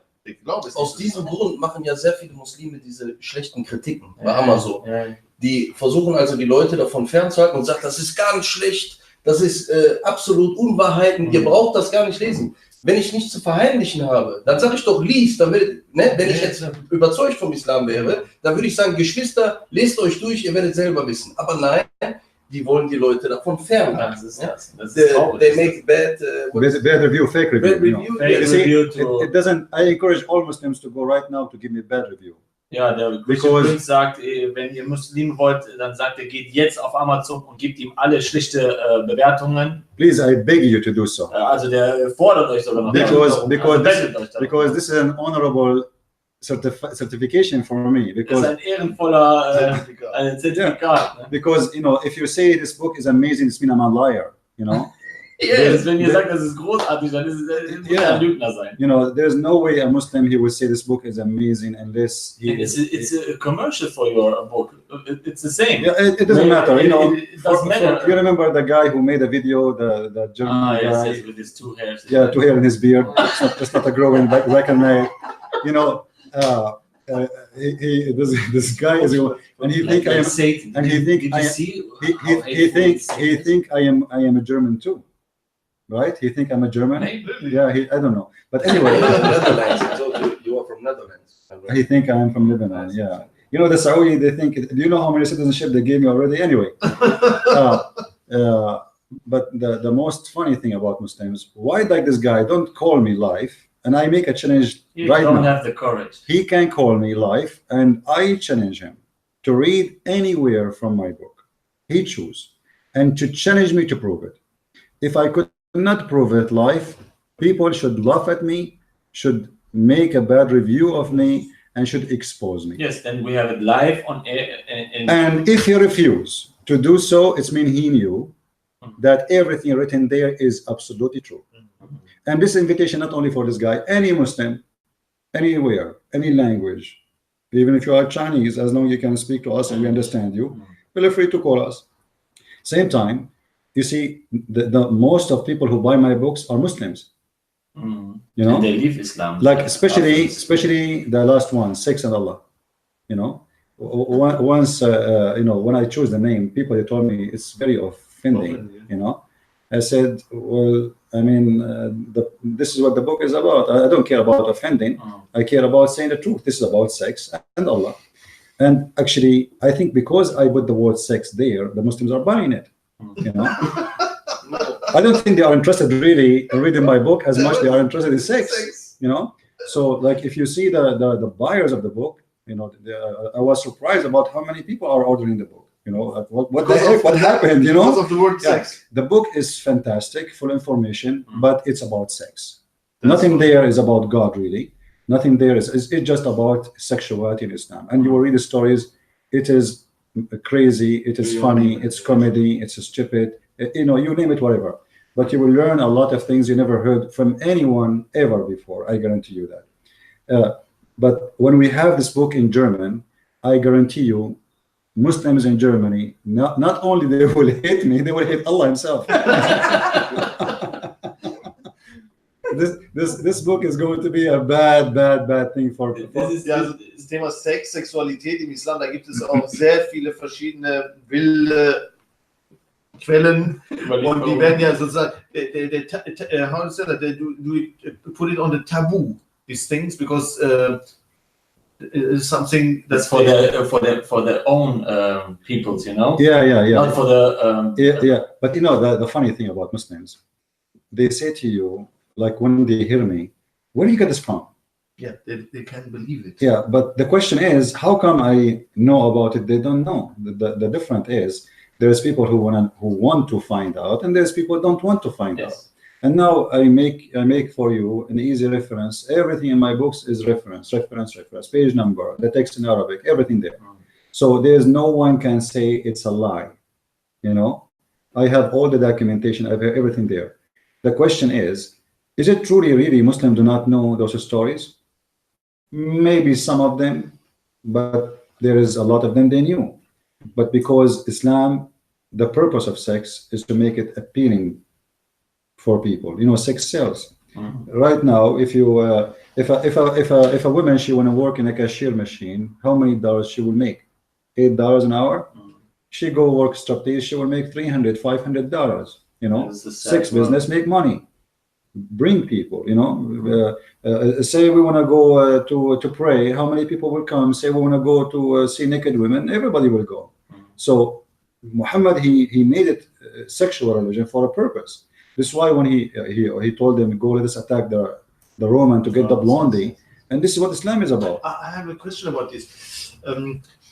Some Muslims say about it is that this reference is not about blonde hair, but about yellow color or something like this. Yellow color skin. No, you know, see, they say Banatul Asfar, the daughters of the Asfar, the daughter of the yellow. So we have the word daughter. Okay, so the daughter of the yellow, who are they? The Asfar language, the Asfar in the Arabic language, in the old language, it was the word used for the blonde. Asfar means yellow hair, you know, yellow hair, golden hair. So the daughter of the Asfar, it says clearly, banat is daughters. So he is not like maybe he means something else. It says it clearly, and then read the interpretation. Don't listen to Christian Prince. Go open Jalalain, go open Al-Qurtubi, go open Al-Tabari, go open Ibn Kathir, read it. It says it clearly. And actually, just yesterday, I made a video about, go and watch it and see what it says there. It says it clearly that this is about women who they are blonde, and the Prophet, he was telling them, don't you want to go and get some concubine and some servant for you for enjoy? So the Muslim, they don't, you know, how they can refute. If to refute me, you have to refute your scholars. Yes. Because I'm not the one. Nothing in my books is my interpretation. The same as when I do my videos, everybody see I show Jalalain, I show Ibn Abbas, I don't explain the Quran because it's not right for me to explain the Quran. You see, I am a Christian. I will not accept a Muslim to explain the Bible for me. I will not do the same. I will do the same to Muslims. I will not explain the Quran to Muslims because I have no right. So let us go and see the scholars. But now Muslims, they don't want the scholars because the scholars will expose that they are in denial and they are trying to hide the truth. Now, when we say As-Suyuti says there's a lot of corruption in the Quran, what they will say about As-Suyuti? He's a liar. He's one of the biggest imams in their history. When we say Imam Ahmad says so, when we say Al-Bukhari says so, what they will say? So now we will see that there's this is why there's many Muslims right now, they say we don't want hadith, we reject hadith, we are Quran only. But and then they say, okay, Quran only, but we ask them about the Quran, you cannot go by the Quran. The Quran says, the Quran says that Allah, he abrogated verses. But abrogation happened not only by Quran, happened by hadith. As an example, Muhammad in chapter 4 verse 24, he taught mut'ah. Okay, the Muslims, they say it's abrogated. Show me the verse. Where is the abrogation? Where is the order? You know, we cannot find it. They say to you, we have to go to the hadith. Okay, show me the hadith. Even the hadith, there's a lot of problems about it because there's many hadith says that mut'ah practiced long after Muhammad, in the time of Umar, in the time of Ali, in the time of etc. Actually, Ali he said, and you will find that in my book 6 on Allah. Ali he said, if the mut'ah was still in practice, nobody would do fornication. Because it's fornication. Yes, it's a fornication, but legal one. And this is the statement of Ali. So if people still, so which means Ali, he favored the fornication of Muhammad. And here we have another question about the mut'ah.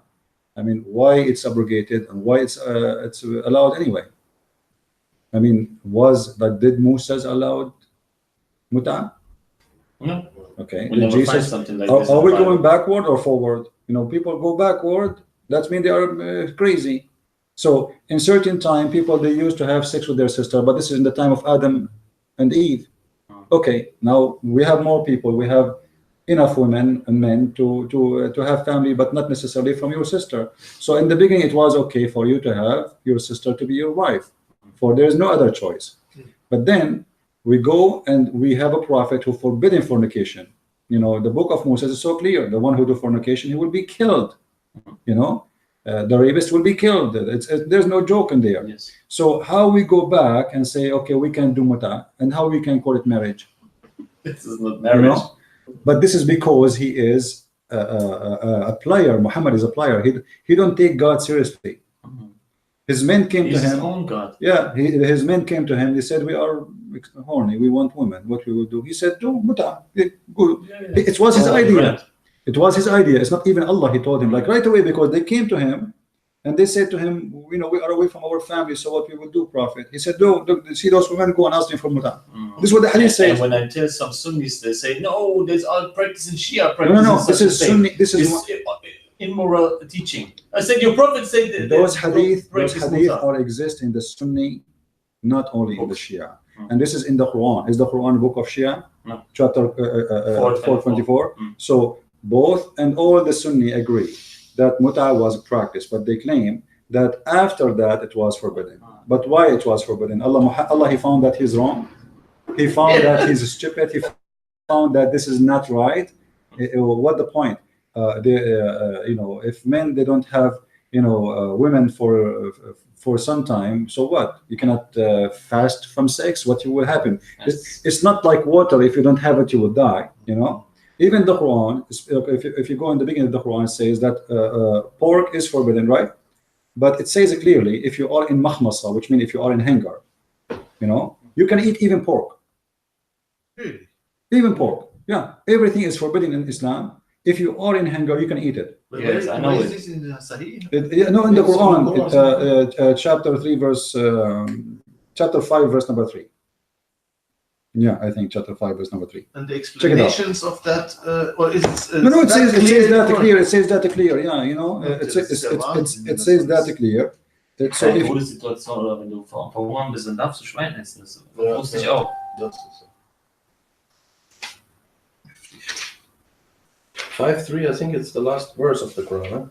Or was it 3:5? 5:3 or 3:5? no, when he it's said, today I consider chapter 5, verse number 3, as I said. Chapter 5, verse number 3. It says it's forbidden for you to eat this, and at the end it says, but if you are in hunger, eat all. Even your own wife. Even your own wife. Yeah, because there's a fatwa, you know, you can have even sex with your wife after she died. You know? In the Azhar University, they have books. They are teaching that you can eat an ex-Muslim, but you should not cook him. So how he alive? Actually, no. Hold on. You can eat a Christian by if you cook him, but an ex-Muslim you should not cook him. You can search the video. I'm serious. You can search the video. This is even in the program in Memory TV. It's an Egyptian TV, and Memory TV translated. You know, the guy in the program. He said, "Read this book. This is from Al-Azhar University. This is what they teach, that you can cook meat." I remember. Yes, Yes, I know. Yeah. Yes. Read for them. Read for them the verse. Sure 5, Vers 3, es ist ein sehr langer Vers. Verboten ist euch das Verendete, sowie Blut und Schweinefleisch und das, worüber ein anderer als Allahs Name angerufen wurde. Das Erdrosselte, das zu Tode geschlagene, das zu Tode gestürzte oder gestoßene und das, was Raubtiere angefressen haben. Außerdem ferner das, was auf einem heidnischen Opferstein geschlachtet worden ist. Und ferner ist euch verboten, dass ihr durch Lospfeile das Schicksal zu erkunden sucht. Das ist eine Freveltat. Heute haben die Ungläubigen vor eurem Glauben resigniert. Also fürchtet nicht sie, sondern fürchtet mich. Guck mal, hier sagt Allah mich. Sonst steht da immer, fürchtet Allah. Und seinen Gesandten, oder was? Wie heißt das immer, ne? Heute habe ich euch eure Religion vervollkommnet und meine Gnade an euch vollendet und euch den Islam zur Religion erwählt. Wer aber durch Hungersnot, guck mal, was für ein Blödsinn auf einmal, ne? Wer aber durch Hungersnot gezwungen wird, ohne sündhafte Neigung, so ist Allah allverzeihend barmherzig. Also in diesem Vers fängt das an, dann kommt wieder was anderes und dann kommt wieder was ganz anderes. Also, when you're hungry, you can eat You eat pork. all. Not only this, here there's a mistake. I don't know if you noticed. Did you notice what happened? There's a huge mistake. It's the verse speaking about something, and then I completed your religion. Completed your religion. How you completed my religion? With 5 chapters. In the beginning of the Quran. This is what I told you. Like the Quran is like a guy going in a grocery store, but in different days. Every day he buys some stuff and then he throw it at home. This and then, sentence has to be the last. This should be the last verse in the Quran. To be correct. Today I completed. Ja, also in der Sure 5, Vers 3 steht Folgendes. Heute habe ich euch eure Religion vervollkommnet und meine Gnade an euch vollendet und euch den Islam zur Religion erwählt. Das war's. Und eigentlich müsste dieser Satz natürlich als letzter Kapitel hier stehen, aber der steht irgendwo in Sure 5, Vers 3. Ja, wenn Allah sagt, heute habe ich eure Religion vervollständigt, vervollkommnet, und das ist erst in Sure 5, am Anfang. Dann brauchen wir keine Das stimmt doch was nicht Verse hier mehr. mit diesem ganzen Hin und Her mit den Suchen. Das muss ja am Ende stehen, weil am Ende des Buches passt das, dann ist das logisch. Heute habe ich eure Religion vollkommen gemacht, vollendet. Finito, finished. Aber noch nicht in Sure 5, am Anfang. You know, Was ist aber der Rest? 96. Unwichtig oder was mit den ganzen anderen Suchen? Weil bis 5 ist komplett. Guckt euch das Hier, an, da der braucht ihr Rest das ist alles unwichtig. nicht mehr. and not only this, in the same verse he continues saying, but if you just Yeah, say it's I finished. know, it's not see, a sentence. And this is and the funny, the Muslims they say the Bible does not make sense. The Bible says that Jesus, when he was on the cross, he said it's completed. It was the last word. That makes sense. Then Try to copy. it's completed what? His mission. Right? Here Muhammad is speaking about today I perfected. Everything is perfect. So what the point of the rest of the verse? Yes, Yeah, my that's brother what- told the same. Here the Muslim they will say to you, oh, the Quran was collected in different way, and so how we can trust that this is the correct way? What do you mean? So you are saying to me that possibly that this is the last verse, but somebody might mistake put it there. Where is the perfection of the book of God? You know, that should not be there. Should be at the end of a writer. Yes. Like I Yeah, say, my brother. if you read my book, I says thank you for reading my book. I don't forget to read my coming book. Thank And, you. and you bring it in the chapter 1. Yeah. In the first side. Right? Thank you for reading my book, and now I've completed my book, and thank you for My reading. book is perfect, And then and you then I talk say, about it. and now we will something talk else. about etc. I mean, this is madness. It's like, you know, saying to you, Muslime, bitte. Alleine nur auf. mit diesem Vers kannst du auch wiederum den Islam wirklich dann, Den Boden unter den Füßen wegziehen. so sieht's aus, ja. So, Weil- 5, Vers 3. Weil wenn das so ist, dass das so ein Fehler direkt am Anfang steht und der Rest dann unwichtig wird, weil der Allah schon in Sure 5 den Islam komplett vervollständigt hat, dann kann keiner mir sagen, ja, das ist irgendwie, hat man zufällig irgendwie angeordnet, das ist nicht so wichtig, die Anordnung. Nee, du kannst nicht mit Gottes Wort so umgehen. Ja. Du kannst nicht als Mensch die letzte Verse des Korans, was eigentlich logisch wäre, schon in Sure 5 reintun. Da ist total das Durcheinander. Anfang, Ende, Und Mitte. bitte, guck mal hier. Was dann noch heftiger ist, guck mal hier, was dann steht. Dass dieser Satz, ne, heute habe ich euch Gnade vollendet und meine Gnade an euch vollendet und euch den Islam zur Religion erwählt. Und dann, guck mal, Punkt, dann kommt wieder was ganz anderes. Wer aber durch Hungersnot was ist das für ein Wirrwarr, ohne Spaß. Durcheinander. Ja, klar. Und dann sagen die mir, das ist ein perfektes Ja. Buch. Einer, der das Buch ohne Tafsir liest, Der der versteht weiß gar überhaupt gar nicht, wo Der der versteht ist. Und nichts. sie sagten und er sagte, du kannst quasi ohne Tafsir ist das Buch. you know, if Nicht zu you go to chapter 69, 69. it says, "Innahu laqawlu rasulin kareem." It is the talk of a noble prophet. It is the words of a noble prophet. Verse. The Quran, the 69, 48, yeah. It is the words of a noble prophet. So the Quran even saying that this is a fabrication of Muhammad, because how the Quran is the word of Allah, and the Quran saying this is the word of a noble prophet. Ja, hier, guck mal. Dass dies Oh mein wahrlich Gott. das Wort Allahs durch den Mund, guck mal, die machen mit Klammer, das steht gar nicht dann im Originaltext. Ja. Okay. Dass dies wahrlich das Wort eines ehrwürdigen Gesandten ist. The best Hadith. And the same it can be found in chapter 81, verse number 19. I'm just looking for the verses where the same. You know, 81. yeah, 81 verse number 19. إنه لقول رسول كريم. It is the words of a noble prophet. Verse 19.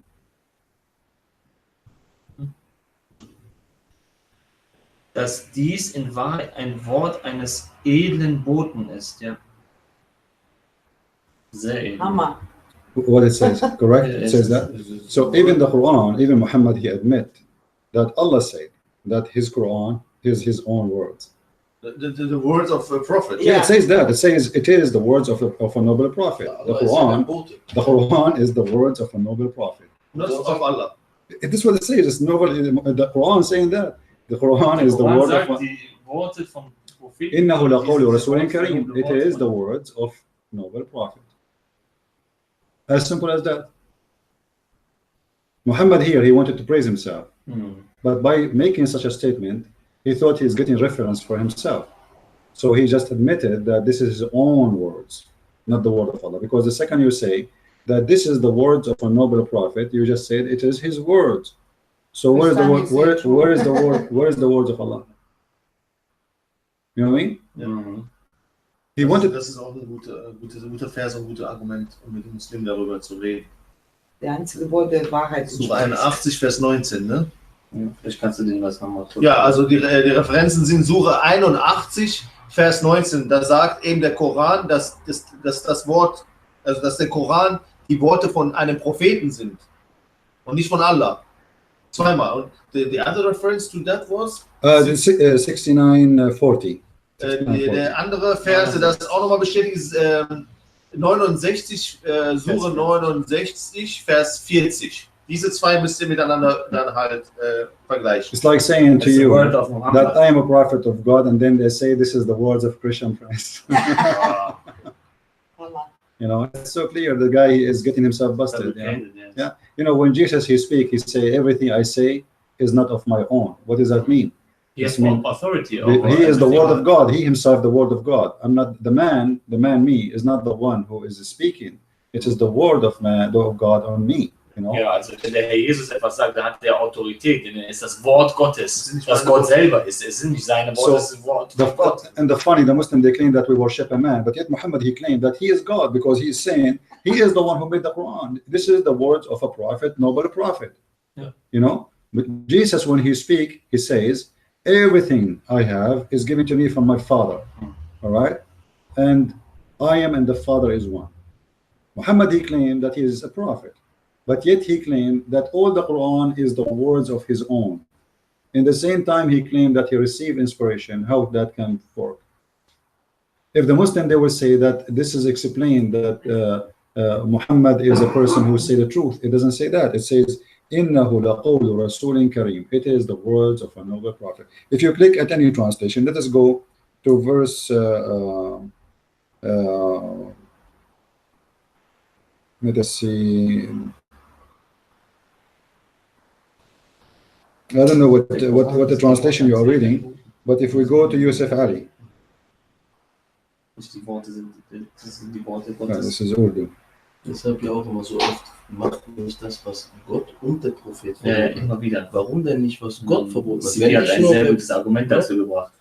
Sehr, sehr gutes Argument.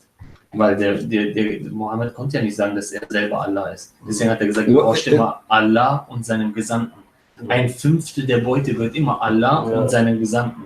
Das heißt, alles, was diese Dschihadisten erbeutet haben, kommen her. Nicht mal, wie viel ein Fünftel ist. Das ist ja Wahnsinn. Der hat mit Tausenden von Leuten und dann ein Fünftel. Wenn die Karawanen überfallen haben, dann hat er erstmal ein Fünftel davon abgezogen. Richtig Räuber. Und dann, um die Leute weiter zu motivieren, weil die Angst hatten, getötet zu werden irgendwann, hat er gesagt, wenn ihr seid ihr sofort im Paradies. German, verse number 19. Does it fit with the translation you have in the book? Irgendwann hatten die Geld, Frauen und Kinder und die haben gesagt, Mohammed reicht langsam.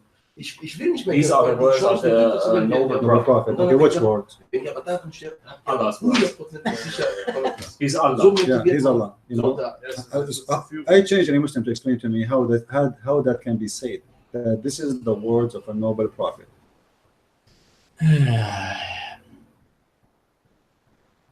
Sind da noch Muslime da? Ja, also Das ist viele sehr Muslime, klein, also aber hier es ist am sehr, Ende sehr ist schwer es ein bisschen zu klein lesen, weil alles. meine Augen auch sehr trocken sind. Das Handy ist auch ein bisschen zu klein, deswegen kann man das sehr, sehr schlecht erkennen. Muss man so durch nachfragen. Ja, also, okay. Willst du noch ein bisschen weitermachen? 2 Stunden haben wir jetzt Ja, voll. das reicht jetzt So schon. langsam zu Ende. Yeah, we have enough for today. We have enough for today. We can schedule again if you guys wish. Yes. And we can you Der know. Ramazan, der kann doch. Ramazan kann er Englisch? Kann kein Englisch, muss man dann übersetzen. Das ist immer Sollte schwierig. sich, Ja, der aber kann ich sich hab den doch, wenn Namen. der soll sich dann besorgen. Aber wenn der er macht das- das, der kommt niemals zu. Der macht in 3 Der Wochen wieder ein weiß, wenn er Video. nämlich antreten würde oder auch die ganzen anderen wie Vogel und diese ganzen Würden Leute, ihr Gesicht die verlieren. würden ihr Gesicht verlieren, weißt du, was ich meine? Der Vogel tritt doch gegen jeden Christen an auf der Straße. Ja, Gegen einen 16-jährigen Strafe. Jungen kann er doch antreten, so hart. Ja, wo der dann Aber da kann er doch gegen Christian Prince antreten. Wo ist das Problem? Christian Prince hat Pierre Vogel mehrmals aufgefordert zu einer Debatte. Wenn du doch so stark bist in deinem Glauben, wo ist das Problem, deinen Glauben auf den Prüfstand zu stellen mit dem Bruder Christian Prince? Nochmal hier der Aufruf, der Bruder Christian Prince ist noch ein paar Tage hier und dann kannst du mit ihm eine Debatte führen. Wir organisieren das. And I have an offer for any Muslim sheikh who speak German who is willing to debate me. I'm going to give him all my books for free as a gift. And in the same time, Also er möchte, dass jeder deutsche, also jeder Gelehrter. deutsche Sheikh, Gelehrter hier in Deutschland, also er möchte eine Aufforderung an jeden Gelehrten hier in Deutschland, eine Debatte zu führen. Und er gibt ihm seine Bücher umsonst, sodass sie das studieren können und dann will er mit ihnen darüber reden. and not only that, after he get my books, I have a challenge for him to go and find mistakes in my books.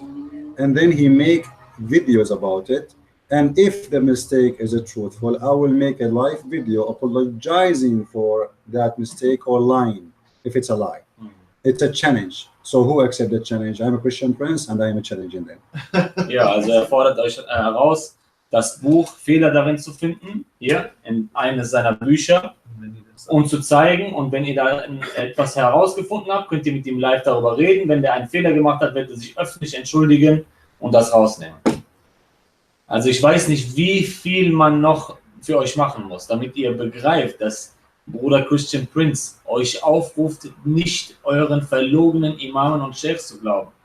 Weil diese dürfen euch anlügen. Ihr müsst aufwachen, so schnell wie möglich. Es geht um eure kostbaren Seelen. Ja? Der Herr Jesus bringt die Wunderschönheit aus uns heraus und aus jedem gläubigen Menschen. Denn er ist nämlich wunderschön und macht die Menschen um ihn herum auch wunderschön. Amen. Amen. Ja, auch wenn wir lachen, wir sind natürlich menschlich, fleischlich gesinnt ab und zu natürlich, klar.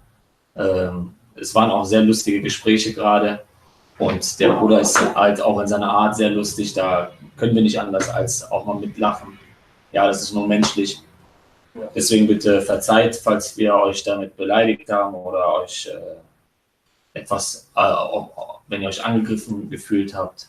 Ja, das war nicht unsere Intention. Wir wollten ein bisschen Spaß haben mit dem Bruder und wir danken ihm sehr, dass er uns unterrichtet hat, auch in der islamischen Rechtswissenschaften. Und wenn ihr der Meinung seid, dass er gelogen hat, so könnt ihr mich kontaktieren oder Bruder Christian Prince kontaktieren und dann könnt ihr live eine Debatte führen. Und dann will ich mal sehen, wer nochmal seinen Mund aufmacht und sagt, dass er lügen würde. Keiner von euch traut sich, ich weiß das jetzt schon, weil ihr wisst, dass er sich perfekt auskennt. Das ist die traurige Wahrheit, in der ihr euch befindet. Weil ihr wisst, dass euer Glaube eine große Lüge ist, aber ihr zu feige seid, um anzutreten. And by the way, anyone who debate us, according to the Quran, Allah will give him a bracelet made from gold and a bracelet made from silver, and he will give him a chair, and this is priceless. Because if you go to Amazon to buy furniture these days, it's very expensive. Get for free also. Yeah. So what a problem. So, I mean, Where's call the us, you will problem? get the blessing of Allah, you will get a free bracelet from Allah, you will get a throne, you will get extra sexual entertainment. I mean, you are the winner even if you lose when you call us. So call us and challenge us. Don't worry, be happy. Also nochmal die Aufforderung, wirklich mutig zu sein und diese Debatten, diese Herausforderung zur Debatte mit dem Bruder Christian Prince anzunehmen. Ihr könnt eigentlich nur gewinnen, weil eben Allah euch dann bei diesem Kampf, diesem geistigen Kampf irgendwie Unterstützt. belohnen wird, auch Ja. mit einem Ja. goldenen Stuhl und so weiter. Ne? Ich verstehe das nicht. Wenn ihr doch die Wahrheit bei euch habt und ihr denkt, dass er ein Lügner ist, warum kommt denn niemand und tritt gegen den an? Das ist unfassbar. Yeah. Und wenn ihr den Kind Englisch Amir. spielt, dann versuche ich jemanden klarzumachen, der das für euch übersetzt. Das ist doch auch kein Thema. Das ist die leichteste Aufgabe. Explain to them that to get my books, you can go to Amazon, the Germany, and they just type Christian Prince, they will find the rest of my books. Ja, It's very also easy. geht auf Amazon und dann schreibt Christian Prince, dann seht ihr auch alle seine anderen Bücher. Ich werde demnächst weiterhin vieles aus seinen Büchern zitieren und euch Muslime damit konfrontieren. Bis jetzt, und das haben auch 2 Muslime, mit denen ich auch letztens ein sehr, sehr schönes Gespräch geführt habe. Meine Videos hinterlassen eine sehr, sehr große Detonation unter den Muslimen. Die fragen sich natürlich, ob der Islam wirklich die Wahrheit ist. Und die gehen auch den Quellen nach. Manche von ihnen sind auch ehrlich genug und sagen, das, was der Junge sagt, stimmt. Wir haben seine Aussagen überprüft. Unser Sheikh hatte keine Antworten. Wir haben gemerkt, dass er uns anlügt und so. Ne? Tja, das kommt dann da raus, wenn man nicht ehrlich genug ist. Ja? Wenn der Islam die Wahrheit ist, dann zeigt das, dass der Islam die Wahrheit ist. Und dann sehen wir mal, wie weit du kommst, ohne deinen Glauben dann zu verlassen. Ich garantiere dir, du wirst den Glauben verlassen, den Islam. Und wirst bereuen, die Shahada ausgesprochen zu haben. Last message from me for the Muslims. Okay. We as a Christians, we love them. We are not making fun of the Muslims as people. We are trying to help them to understand that there's no way Muhammad is a prophet. And don't listen to us, but read what we show you. Go to your books, check out everything we say, if it's true or not. If it's true, it's true. If it's not, ignore us. Don't listen to us. However, we as a Christians, we've been ordered to love everybody, and we love the Muslims for sure. And you yourself, both of you are coming from Muslim family. So if we hate Muslims really, I will not be with you today, you know. And when we met today, you know, you give me a hug, but we never met before. But because the Messiah, he put love in our heart to everybody. If I see a Muslim really, I don't mind to give him a hug and to tell him about Jesus, because we've been ordered to love him, because Jesus, he loved everybody. Christianity is not a racist religion, is not for a group. Jesus is for everybody. He wants everybody to be saved. And if you don't accept Jesus, this is your problem. But don't blame it on Jesus. He loves you. If you don't love him, he give you choice. And you are free. Islam don't give a choice. Islam, either you are, or with Allah, or you are not, and then he will do his fiction stories, like the Quran says in chapter 69, that he will insert shish kebab in the anus of the Abdul. I mean, I never heard of a God who would do that before, but obviously, chain in your ends. Yes. Yeah, you know, Ibn Kathir makes a tafsir about it. Yeah, he will chain them like cryptos, like insect, you know, and he will make shish kebab. He will put a chain in the anus of the Muslim, and it's going to come from his mouth.